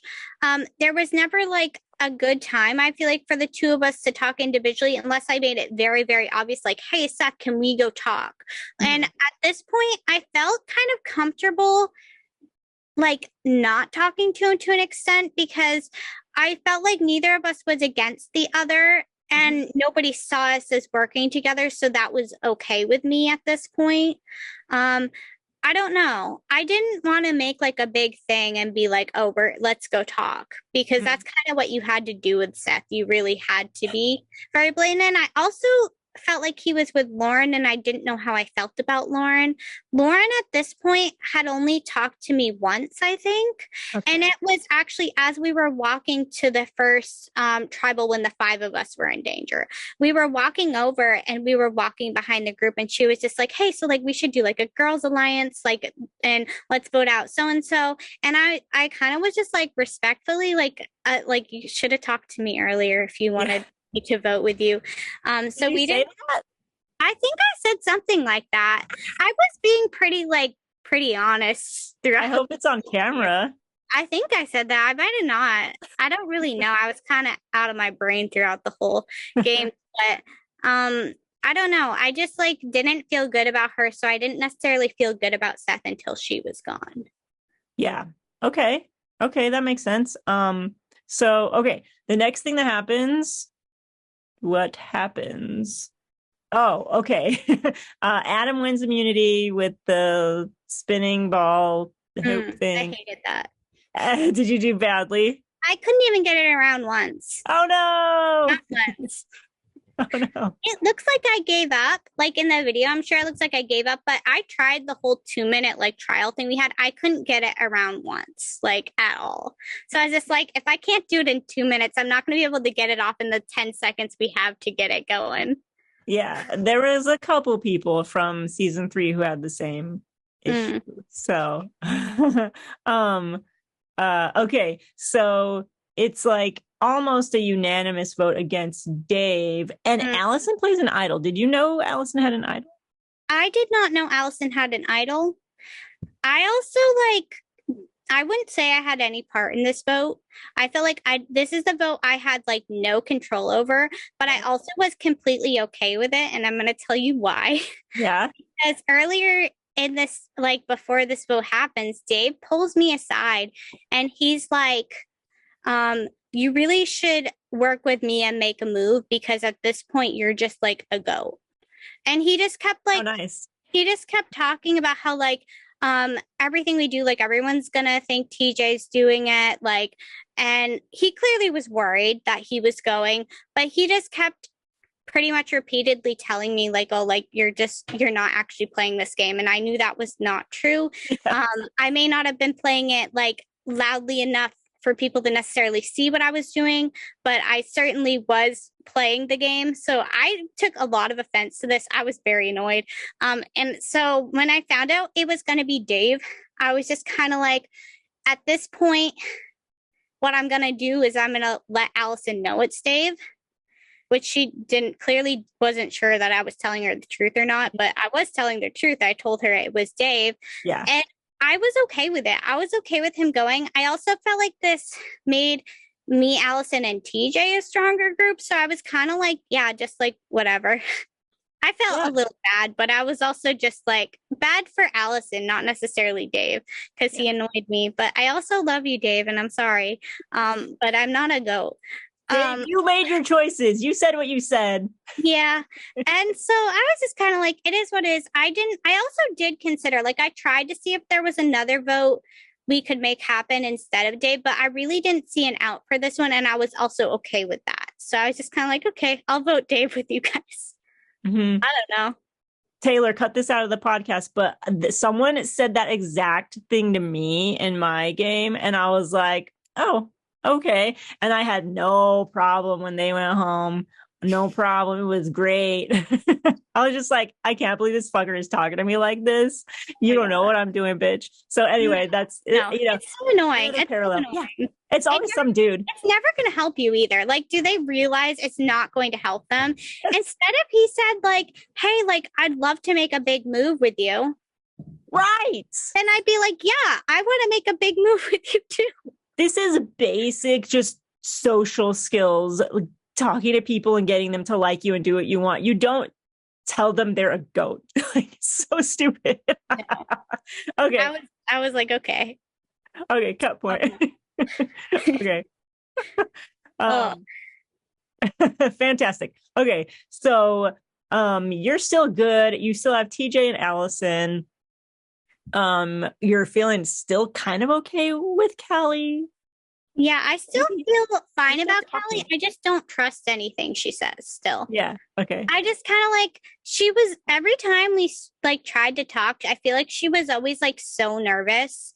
And that like made me like not comfortable necessarily. I just kind of like, if someone's that nervous, it just kind of stresses me out. Like, I feel like we need to be chill. So I still wasn't necessarily like trying to vote with her, but I was never going to target her at this point. I still wanted her in the game because I didn't see her as someone that was against me. Mm-hmm. Okay. That makes sense. Next is this puzzle knockout challenge where Seth wins. And we all did bad at that. Yeah, you all sucked. And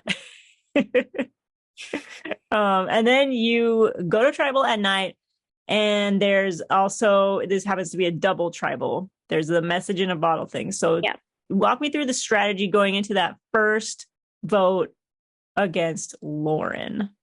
Yeah, so I had been wanting Lauren out for a while. One reason was, like I mentioned earlier, like I felt like I could maybe work with Seth if Lauren was not there anymore. She also just literally never talked to me. She didn't want to strategize with me. I was basically not even existent in this game with her. To be fair, I wasn't really trying that hard to talk with her either. So I guess it's kind of a two-way thing, which is like, I don't know. It was just what it was. I wasn't too worried about her. Like, I knew if she had been voted out once, most likely we could swing the vote to get her out again. And I think it was the vote before this one that I was starting to think like I really want Lauren out. And then when we got to this one, I don't remember who mentioned it first. It may have been Allison that mentioned Lauren first. I don't know if that's true or not, but I know it was casually mentioned to get Lauren out by someone. And then we kind of went on a whole tangent. It changed around a bunch. But the other crazy thing. Okay, this is the crazy one. Callie told me about her idol this round. Really? This is when she told me about her idol. How did she tell you? What's happened? Yeah, what's happening? She was telling me that like she really wanted to make a big move. Okay. And so she was like, I have an idol. I was that bitch that made her take it out of her pocket and show me, even though we were in the field and other people could probably see. Yes. I don't know. We were pretty chill about it, but like I didn't trust her outright that she has an idol. What she's telling me is she wants a big move. She said she wants the votes to go on me. She's going to use her idol on me, and we can get out Lauren like I want. Is basically what she said. So she was like, can we make like a big move or whatever? But the truth is that she didn't want it to be a big move we made together. She made it clear she wanted it to be a big move. I think she actually said that she wanted to level the playing field between me and her. Something along those lines. Playing idols? Okay. Yeah, like I guess she just like wanted us both to have like a big like repertoire for the whole games. I don't know. So she just like said like she wanted to do that, and she was shaking a lot while she was saying this. And it's not that I didn't believe her, but I also just didn't feel like the votes had to go on me this round. I didn't feel like that was what was going to happen. I also at this point was kind of feeling like we could get enough votes to vote out Lauren. So I was like thinking like, why would I put my name out there if I can get the votes on Lauren anyway? So I was just kind of like, honestly, I don't think you should do that. We don't know what this whole clue thing is. We might be voting out another person. You might need that idol on the next vote, is what I had said to her. Amelia, did you, sorry to interrupt, did you talk about this in your final tribal speech? I don't know. Oh. I don't think so. Oh. What a fair, it depends. Like, I feel like the questions that were asked by the jury were not necessarily very helpful to the things that happened within my game. Yeah. I also I see all the missed opportunities I had, but at the same time, I feel like I was going into tribal ready to be cutthroat, and we're not on Real Survivor. We're on a regular game with people who don't want to be jerks to each other. I was kind of going in almost ready to be a bitch, but then I was like, Callie and Seth are nice people and they're not doing it that way. Maybe I would have won if I decided to be a bitch, but I also was just like, I don't know. I don't feel like the questions catered to me being that ruthless. Okay. I don't know. No, I mean, was tired. That's such a big misstep for Callie. Like, ouch. Like, yeah, she just needed to even I guess like at this point what she was thinking is she did still want to bring me to the end with her, but she also wanted to make sure she had something over me, which like valid, I guess. But I also was just like, no, you're not using me for your big thing, because I also realized if she did this, she would have 2 chances to say she saved me in this game. Yes. And I was unwilling, 100% unwilling to let that happen. So I was just like, no, honestly, like you need to keep this. We don't know what the second vote is. You might need it later. I really don't think the votes have to go on me. So I don't think this is necessary right now. You can do it later. It's kind of. Was this at night, like with the torches? Mm-hmm. Okay. Cool. Yeah. Cool. Ooh, I can't wait to watch this. Okay. So good on you. Very smart of you to do that. And then good on Callie for saving 2 people now in the game when she plays the idol on Seth later. Yeah. So I will say I kind of screwed myself over by this happening, because she voted out my closest ally by this happening. TJ, But yes. to be fair, at this point, I was thinking I need to get TJ out soon. Okay. And he got out in a way that didn't, like, it wasn't my fault blatantly. So he wasn't going to hold that against me. So I wasn't like super upset. I just would have liked to keep him for maybe one more round. But, it's okay. I accepted it. It was but it was a little bit my fault that he was voted out. Because I also, like, when we were doing the quick, like, sporadic, like, who are we going to vote for? Unfortunately, the group that my group had decided we were going to vote for was Nick, and Nick was safe. We had already planned ahead of time. We assumed that's what was happening. And we were like, oh, we're going to vote out Nick. And unfortunately, that got screwed up, which is fine. The other mistake I made that got TJ out is when we were whispering like who we're going to vote for. I told Callie, vote for Seth. So she knew who we were voting for. The other thing is Nick was like, do you want to vote with us this time? And I was like, not this time. Or I was like, I don't think so, or something like that. It's like not what you should say to someone. So what are you doing? No. What I said, I think I'm all set this time. That's exactly what I said. So I was like, wow, that was stupid. I don't know, but regardless, TJ got voted out. It was like really sad, but at the same time, I accepted it pretty quick.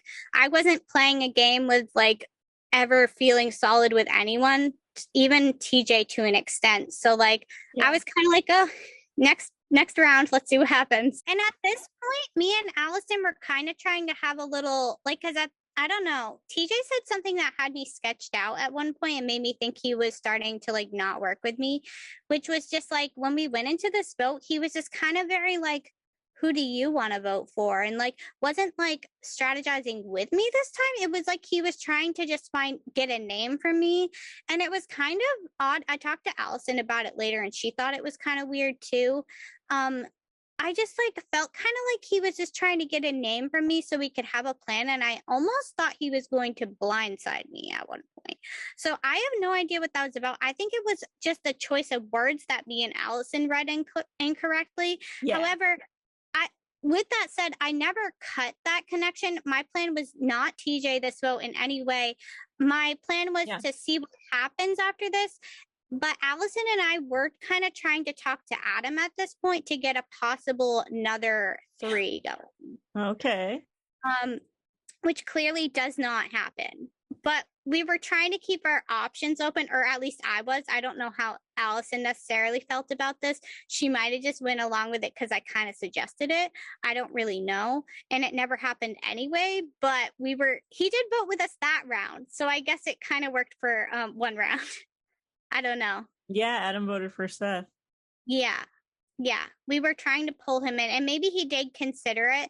But when we lost TJ, the numbers were kind of even again, I guess. So maybe he just kind of backed out. But we were kind of trying to work with him at that point.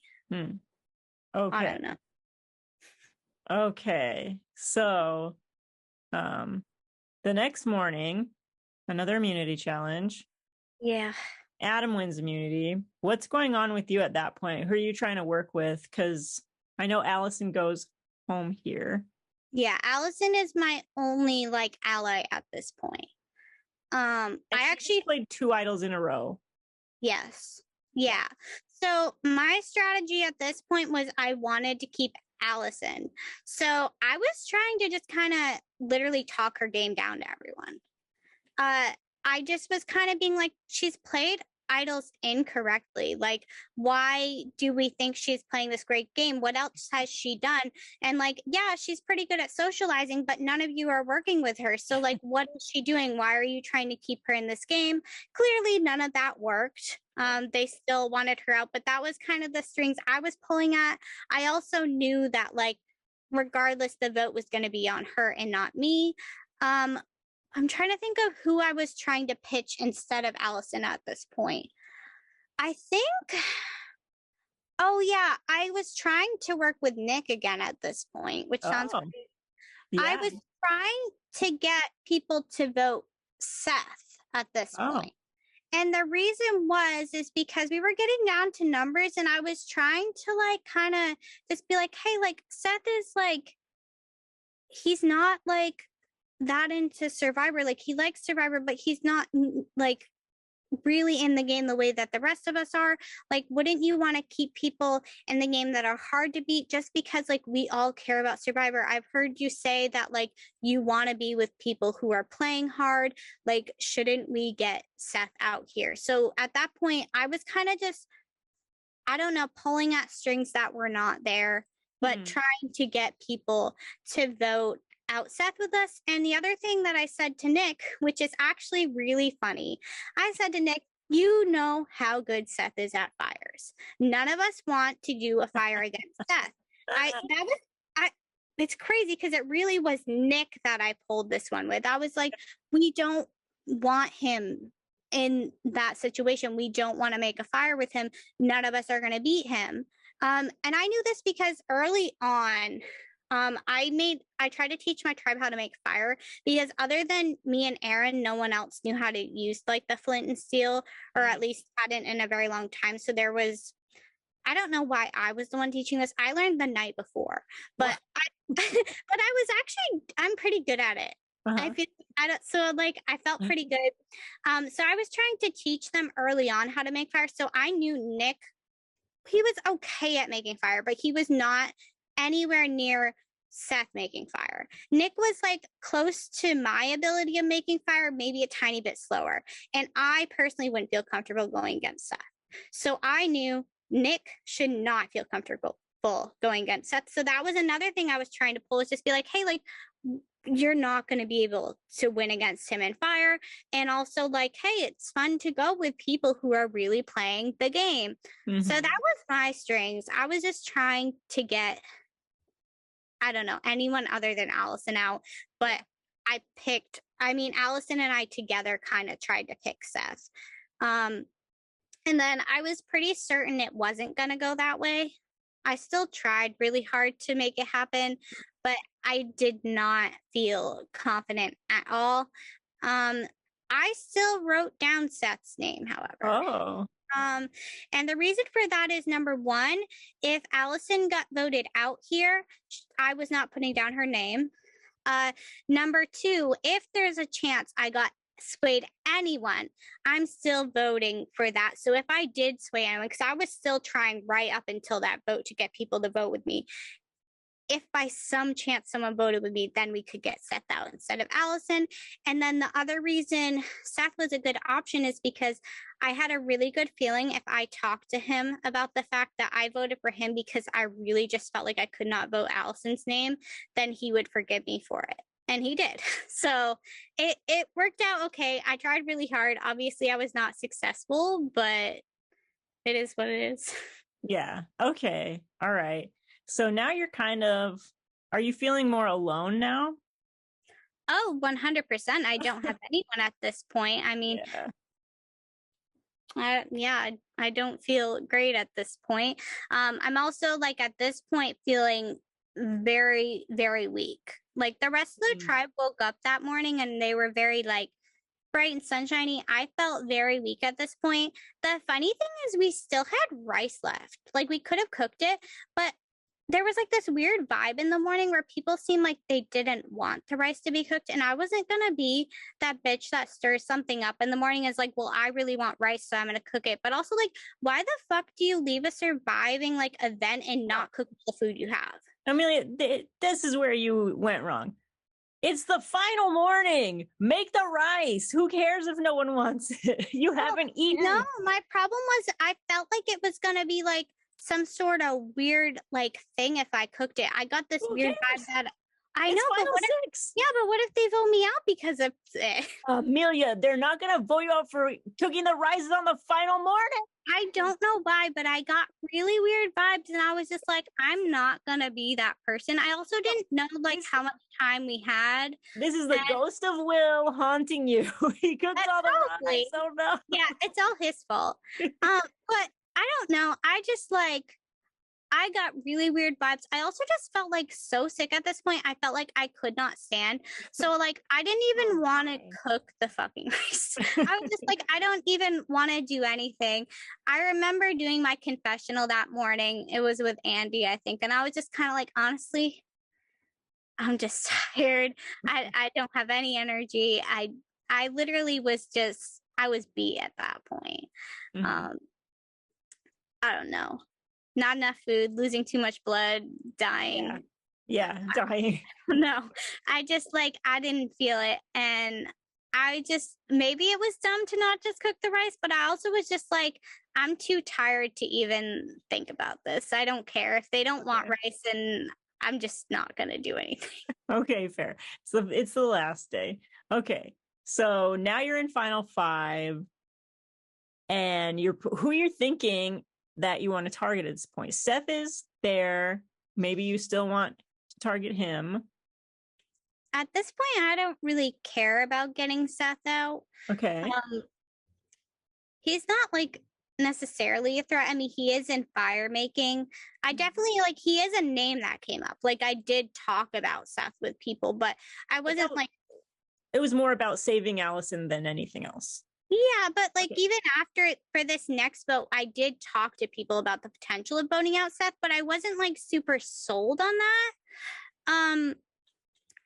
I just like, I don't know, at this point I was kind of just going with I was like, it needs to be someone other than me. Like, I didn't know who to trust. So I was just like, Seth hasn't lied to me, really. I mean, he did lie to me, but he didn't lie, but that was only with like early on, like when they said they were voting TJ, blah, blah, blah, whatever. It's so long ago.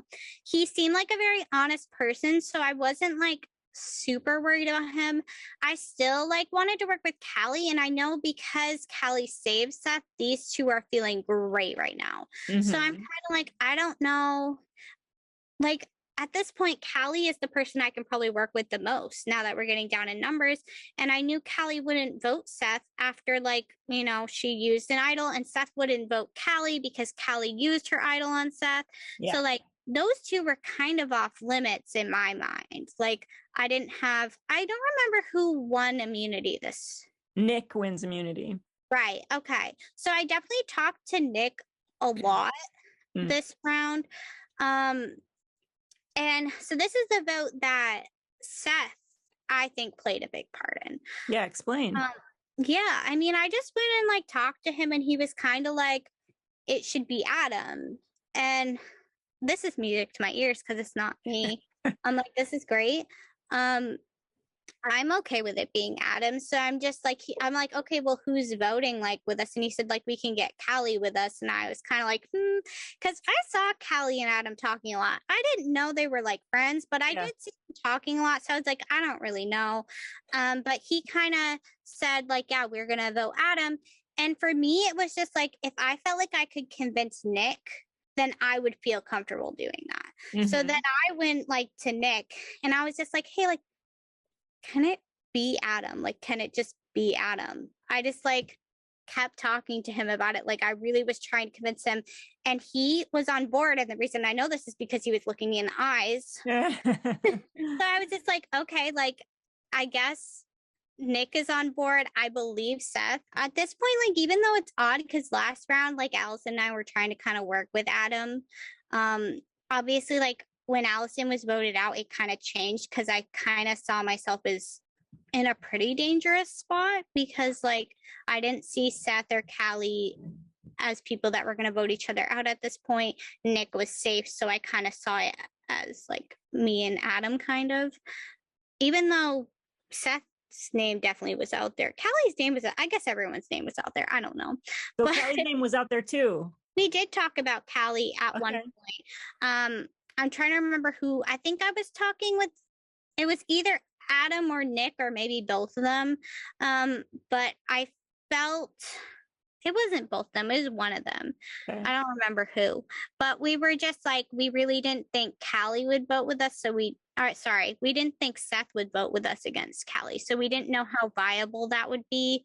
And I also personally still didn't necessarily want Callie out. So Adam, I don't know. It happened. So, okay. Questions about this. Why didn't you want Callie out? Why did you want her there specifically? And why did Seth want Adam out? Yeah. I didn't want Callie out because I mean, at this point we were still both protecting each other. Yes. And I did believe that she wanted me at the end with her. I don't know why I believed that, but I did believe it. So I was just kind of like, at this point, like, I don't feel like I don't feel threatened to have her in the game. I did know she had like a good case if we were to go to final tribal, but I also felt like I had a decent case, so I wasn't necessarily too worried about it. Okay. I also wanted to go with people who were going to actually like give a good final tribal. I don't know. I don't like it when people go and they don't have much to say. Yeah. So I wasn't obviously like we couldn't have voted for Nick anyway, but at this point I felt okay with Nick because I felt like he hadn't done that much in the game. No offense, Nick. I just he I didn't don't know. really have a chance to do much, right? No, that's totally fair. And then I honestly think Seth wanted Adam out simply because he said he wanted me and Callie to go further with him. He wanted to work with us, which also made me want to work with Callie more because if we could have a 3, then well, I'm with a final 3, which is fantastic. And I think he simply wanted Adam out because he didn't want me out. I really think it was as simple as that, is that he didn't want me out. So he was just kind of like, let's do Adam. And obviously he knew his name had been thrown out there at some point. Everyone's name had been thrown out there. So he also didn't want it to be him. Mm-hmm. So I think it was simply just like process of elimination. It has to be Adam. Okay. Another question. So in the previous tribal, Liza had asked all you guys, who's the biggest threat? When you answered, what was your answer? And were you being truthful? My answer was Callie, and I was being truthful. Good. Okay. Clearly. Yeah. And she had throughout the whole game, she managed to have people surrounding her. And it wasn't even just because of her people she knew prior to the game. She also was just good at having people around her. And she also was making moves. Granted, she was making moves protected with people, but she still was doing them. She also managed to keep me on her side throughout the whole game, which like, clearly, I wasn't against being a bitch and like getting people out, but she managed to convince me not to get her out. Like, I don't know. So like, I felt like she knew a lot of what was going on, and a lot of people were protecting her. And she also was just trying really hard throughout the whole game. So I was just kind of like, I mean, she's the person to beat at this point. Yeah. Did I don't anyone know. else say her? I think Nick said Callie. Okay. I believe Nick said Callie. Yeah. Allison? What? Was Allison there when we did? Oh yeah, she was. Yeah, I think a few people said her. Yeah, I don't remember who though. Maybe Callie. Probably. Maybe Seth. I don't know. Did anyone say you? I feel like I don't know. I don't remember. You'd think that would be something I would remember. Yeah. But it didn't feel that relevant to me. Yeah. I don't know. I was kind of trying to, like, at this point, because I'm such an insecure person I was just trying to ignore what anyone was thinking about me for the most part and just kind of do my thing. Cool. I don't know.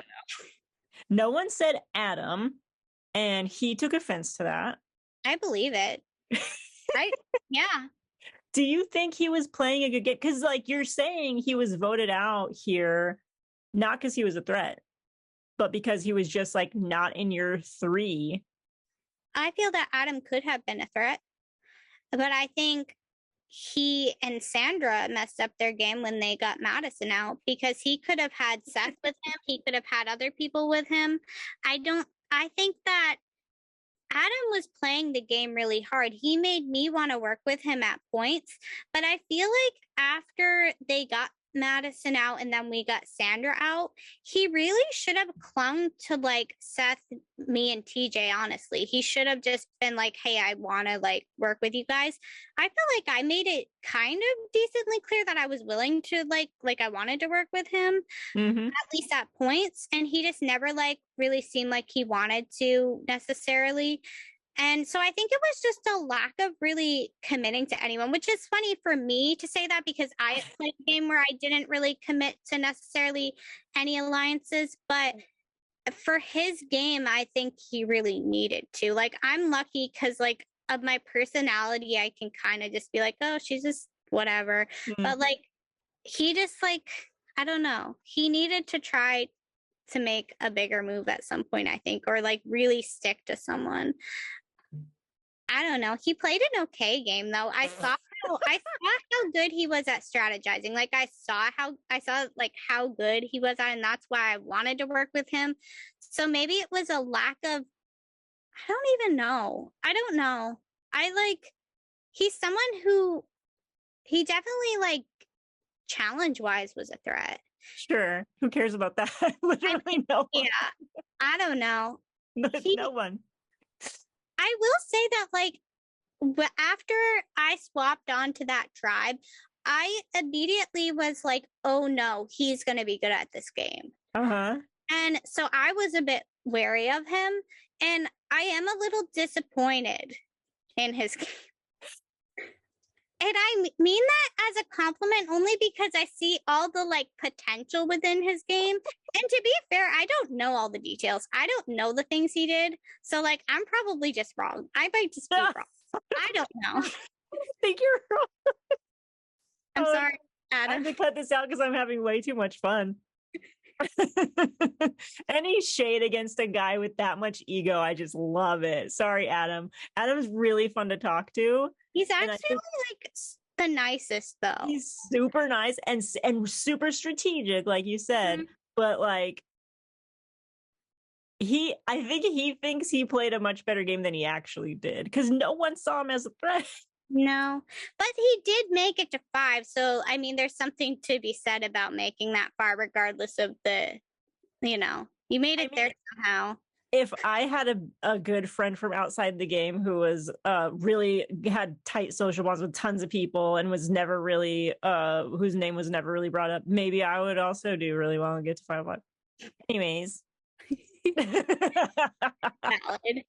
Valid. I don't know. He was good at lying, though. He was the best at lying. And that's because of the eye contact.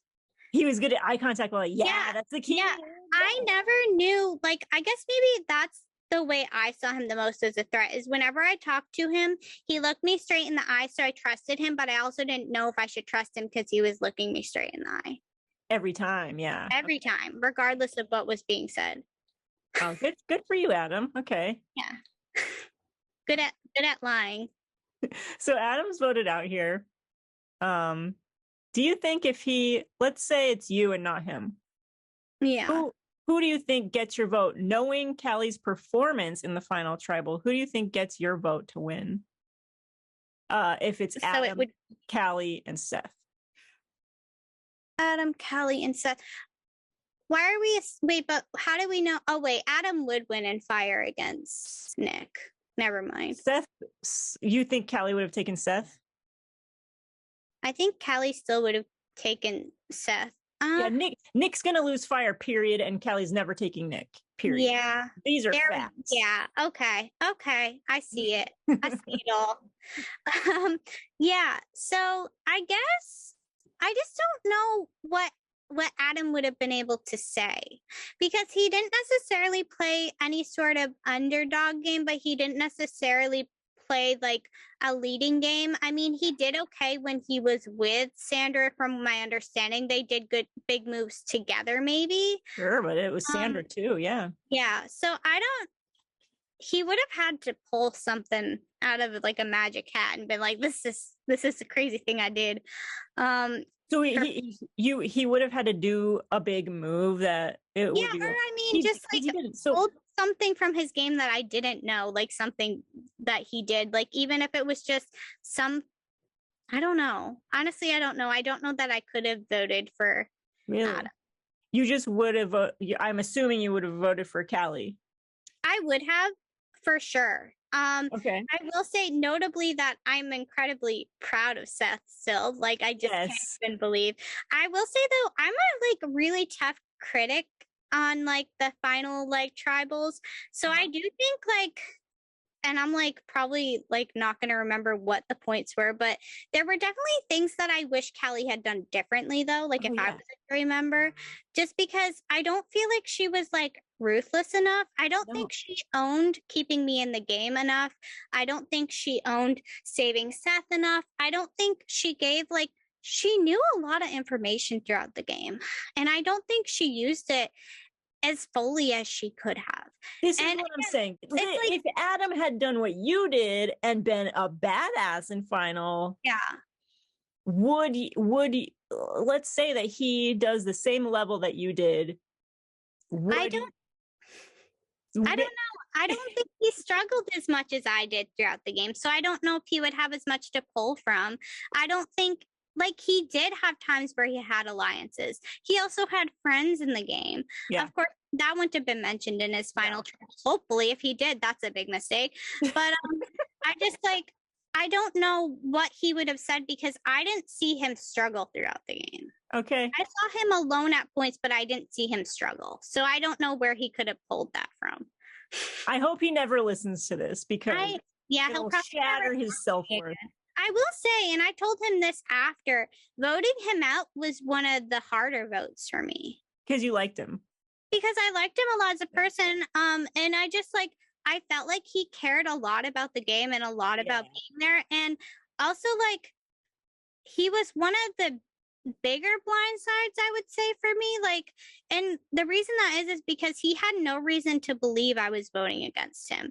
Just prior to this, I told him I wanted to work with him, like, and I just knew he cared so much about the game. So it just made me frustrated, like, to see him go, because I would have liked to keep him in the game if it was possible. But at the same time, he needed to go. I don't know. Okay. There's a world, though, where you, Seth, or Callie win that immunity and you have to choose between Adam and Nick. Do you think it would have been Nick? I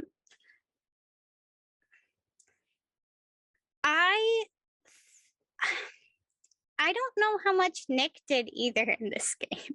No, I mean to vote out. So like, to vote out? Yeah, to vote out. Would you vote out? If he won. Oh, okay. I don't think Nick could win either, but sorry, Nick. So I don't know. I don't think I would have voted out Nick unless that was where they were necessarily going. You didn't care between the two of them. You really wouldn't have cared. I wouldn't have cared much because I like them both as people a lot.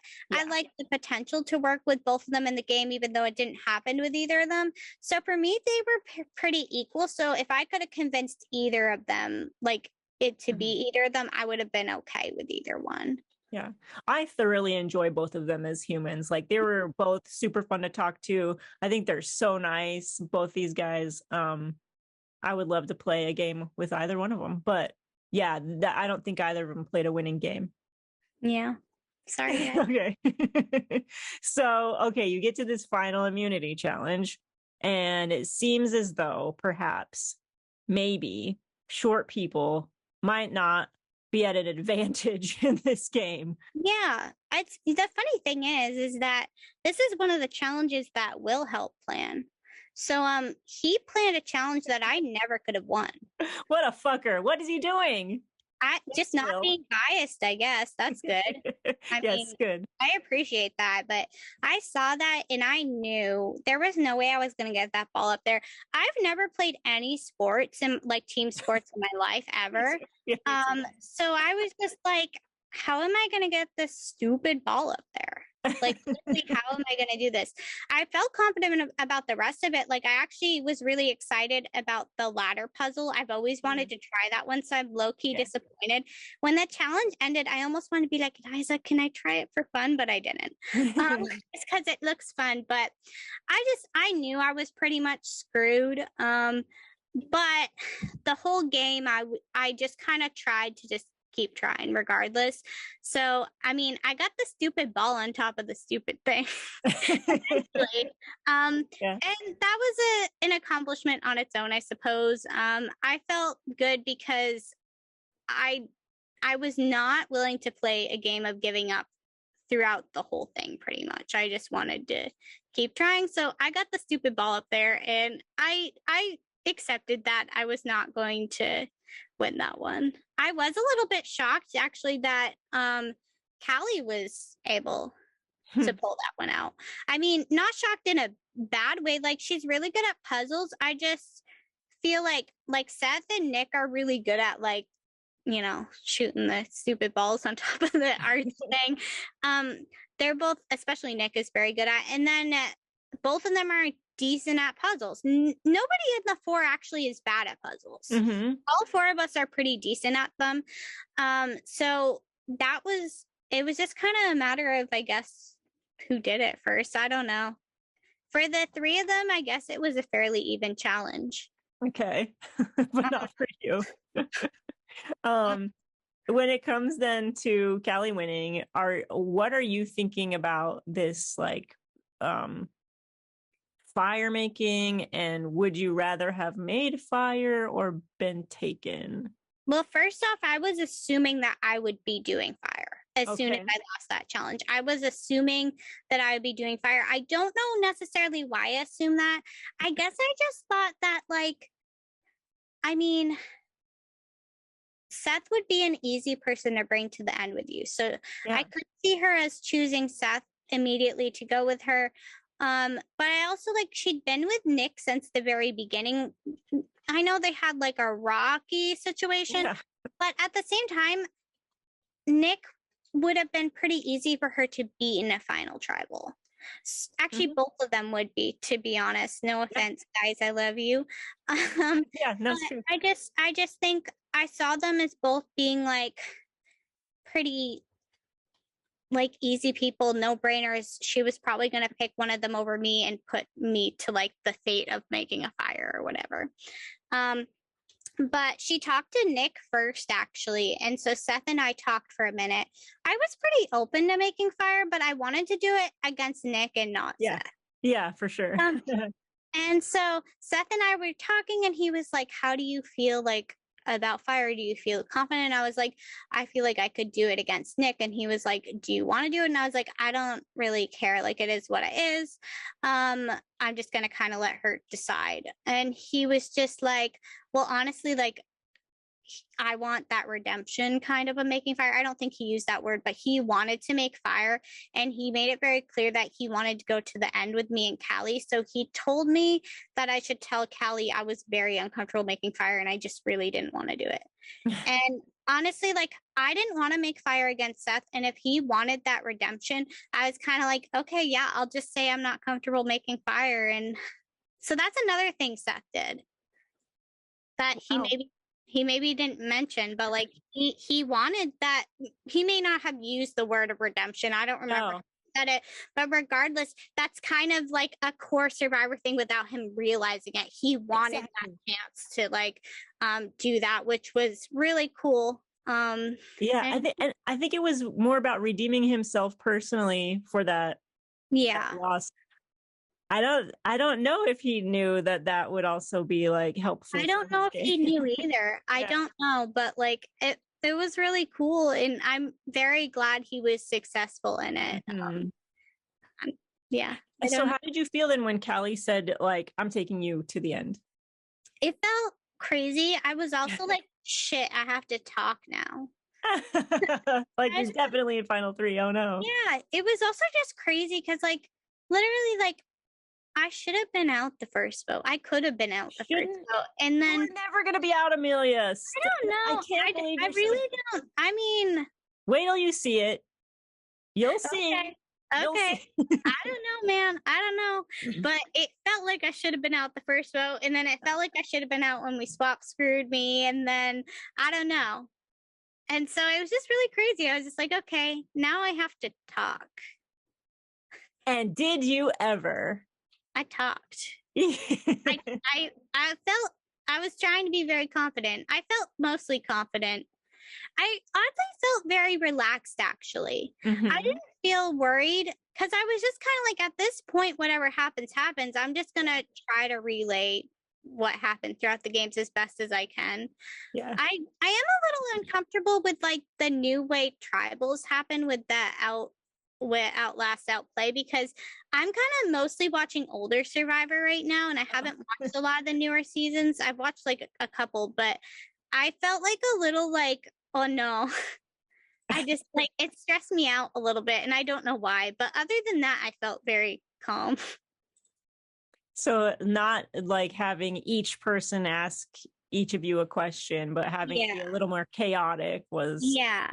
I also, I don't know. It just kind of like, it made it feel shorter. And I also struggled to find, I think the weakest part of my final tribal was saying how I outplayed them. I understand that outplay is more than a physical thing, but still in the moment, I don't feel like I made the best case I could have for that one. What would you have said differently? I don't know. I've ran this over my head so many times. There's so many different ways I could have said different things and different things I could have added. And honestly, I don't know that I want to go over them because I could go on for a really long time. Oh. But I really judge people's final tribals. Like when I watch Survivor, that's something I love to do. So like, it's no different when it's me. I'm going to judge the things I said, the things I didn't bring up.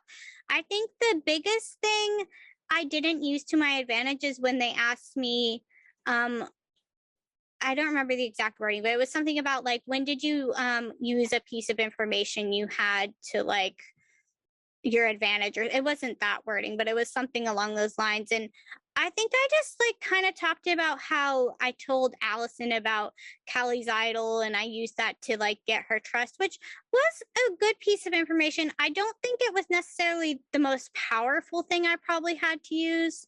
I don't know what I would have used, but like I still think I could have found something better because that is such a small, simple thing, and I could have used something bigger, maybe. Well, was there anything bigger though?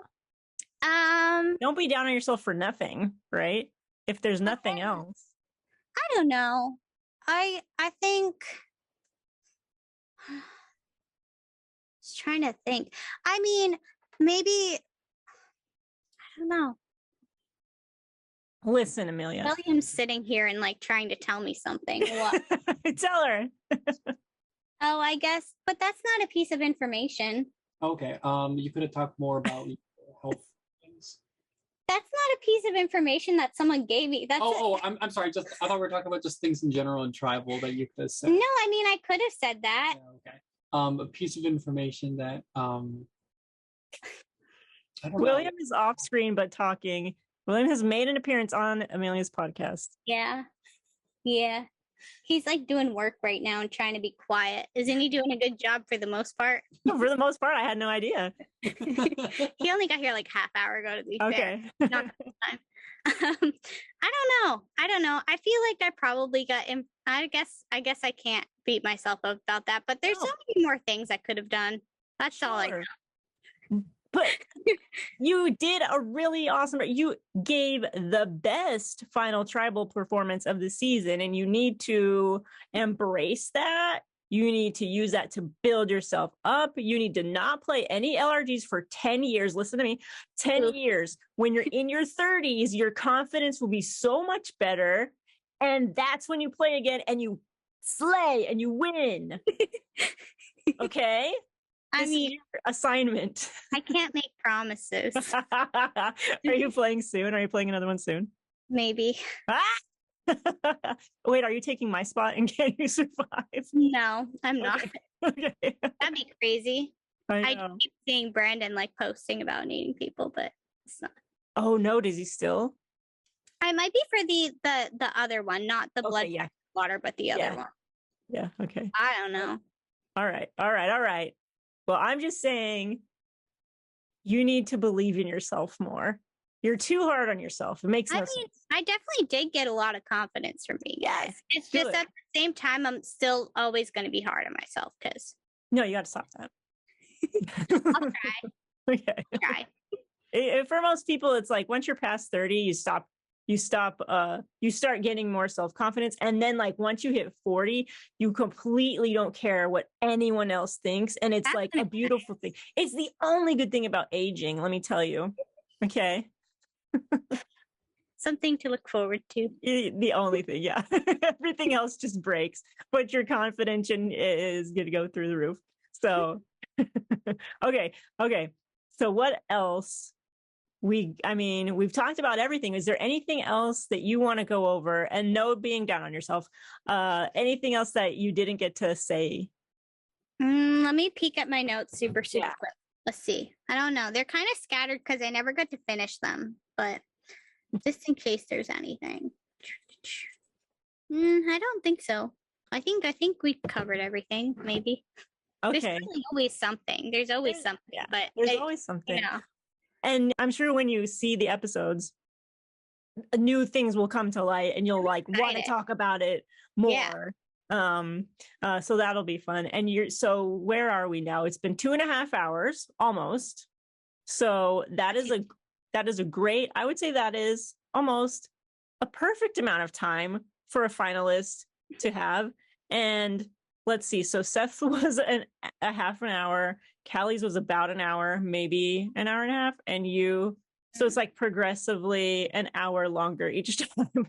So you're at 2.5 almost. Yeah. That's perfect. All right. So are you going to play more LRGs in the future? Would you come back for Surviving Maine?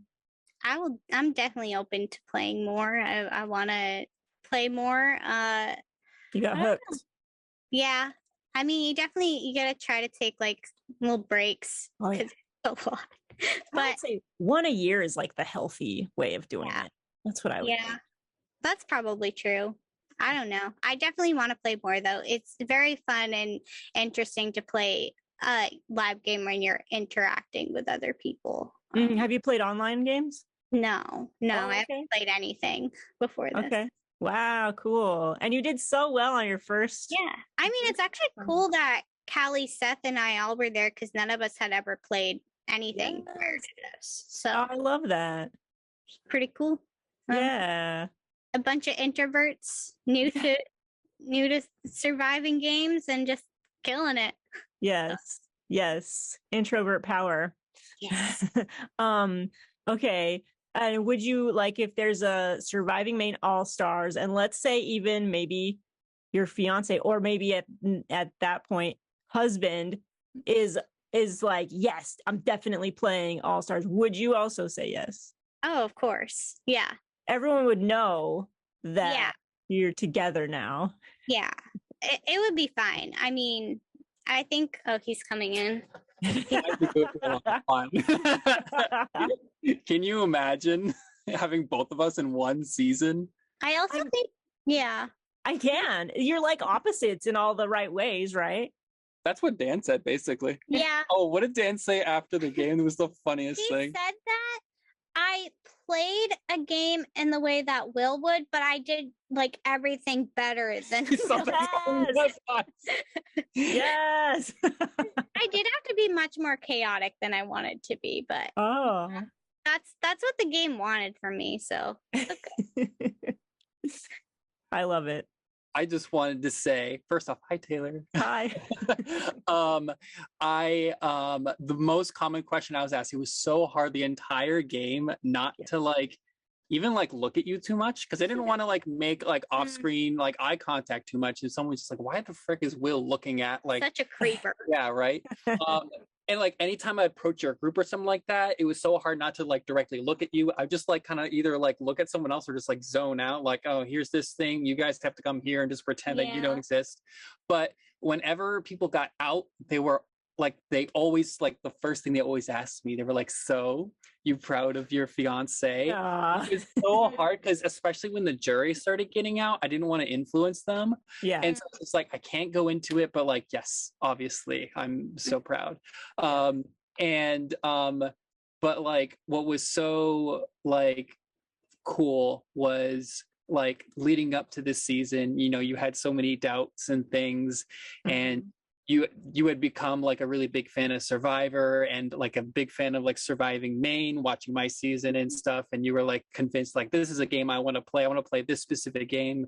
And you know, you had your like ebbs and flows of like how confident you feel you could do it. But I always said like I knew really, really early on, like it was right after we watched our first season of Survivor, and then you started watching my game of Survival Challenge, you were picking up on things that like people who watch Survivor are like a lot don't pick up on. Like your intuition is just so on point right from the get-go. I immediately was like, she's better at Survivor than me. Like there was no question about it. Like she is better at Survivor than me. So I was like so excited to like get you into this scene and to see you play, because I knew that this is something that you were going to be so good at and so amazing at. And I knew it was going to be something that was going to be so like such a confidence booster, because it always is. But like when I knew that you were going to like freaking kill it, that was like so exciting to me. And then what was even more exciting was seeing it all unfold and you actually killing it like I always knew you could.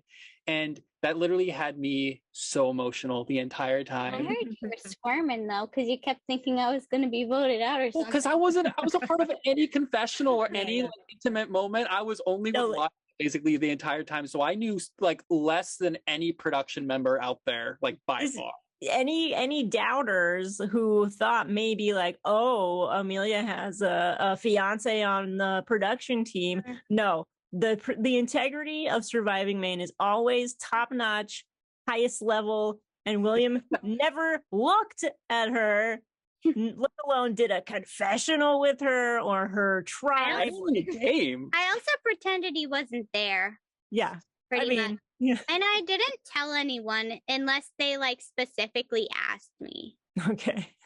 So most people didn't know. Asked. And then like I think it was Nick who at some point found out. He was like, wow, I never would have known. I was like, yeah, because I'm pretending he's not here. He's not here in my mind. He's not there. That's just a guy holding a camera. Yeah. Yep, that's me, guy holding cam. But yeah, there was a really cute photo that I'm sure you've seen, but it was literally like, right after we got to like hug again for the first time. And it was so hard seeing her, but like not being in. And then your face is red. You have tears streaming down your face. He was crying more than me. Yeah. And you were like, why are you crying? Like I should be the one crying. I was just like, I'm just so proud of you. It's exactly. Like, yeah. All it was. So. And me and William actually maybe bonded a little bit over how proud we were of you, because I also like, I thought like I met you once, didn't speak to you, I don't think. And like I met you and I was like, oh, she's just like I was 20 years ago. Like that's me 20 years ago. Super quiet, short girl that no one's going to notice, right? Like that's me. So when I talked to you in the pregame interview, I was like, oh my God, she could win this. Like, like she's smart. She knows what's going on. So yeah, when you made that final 3, I was fucking so proud. Thank you. And you did that final speech. I knew you would. I knew you would do so well in that final speech. So hard. It was so hard not to react to that, because the whole time I'm thinking, yes, like every single moment. Because I haven't seen it yet. I can't wait to watch it. Oh my gosh, your mind's gonna be blown. Like you were saying that it was by far the best Final Tribal Council speech of the season. I may as go as far as it's one of the best Final Tribal Council speeches I've seen, period. Across any game, I am not kidding. You haven't watched my game, but yes, okay. Yes, I'm definitely biased. I'm not gonna lie, I'm definitely biased. But if it's like top 5 all time for me, it's gonna be like top 20 all time for like other people. Like that's the difference. Because amazing. Used every single thing that you had. Like, yeah, you were saying you could have used more and all that kind of stuff. Yeah, sure, everyone says that. But every single second you utilized, you were so confident the entire time. You literally had people just like off their chairs because like, where did this person come from? Also notable is that Nick and TJ went into that vote and they were not planning on voting for me. That's correct. They were for sure. I don't know about Allison. Have you done? I haven't talked to her yet, but they both said like they fully intended on voting for Callie, and you won them over. Yeah. So that's cool. Yeah. I don't know. And then, because I remember that's all I heard from the other production people was just like, seeming like it's going to be a runaway for Callie. Like it's And I was talking with Brandon's like, okay, but like she's gonna come in with the shock factor and like, they weren't seeing it coming. He's like, I don't know, she's gonna have to be like perfect. And I'm like, she's gonna be perfect. Though. Yeah, like, she's gonna kill it. I just think Brandon didn't understand my game. I feel like he, out of everyone, just didn't know what I was doing. He was he did less confessionals with you? No, he did all the ones where I sounded stupid. Oh no. he did the one where I said I wasn't going to play my idol. He was there when I refused Callie playing her idol for me. He was there like multiple other times, and I don't know. But I think that's kind of part of your game, like kind of exemplify like from the other players' point of views of just how like you are going to be misunderstood and underestimated. And that's why the FTC performance was so crucial, because you came there to set the record straight without a single doubt of anyone's mind of how intentional everything was from the very beginning. I did a lot of things that people shouldn't have been able to get away with in games. So I feel confident in that. But there was intention behind it. Yeah. All right, listen. William, I know, is trying to make this podcast go longer. No. I just wanted to see how I know you're trying to get us past 3 hours. It's not going to happen. I will not allow it. No, my record's already broken once. I can't have it stand to beat it again. Fair, yes. All right. It was so good to see you, William, and it was so good to talk to you, Amelia. Yeah. And I'm really proud of you. I hope you're really proud of yourself too. I am, for sure. Awesome. Okay. I hope you enjoy the season, and I hope that I see you again in the future. For sure. It'll be fun. All right. Think about your game more. Yeah. I hope it comes out. I don't know if it will. Oh. There's like some drama about it, but okay. Yeah. All right. Have a great night. Yeah, thank you so much. Of course. Bye. Bye.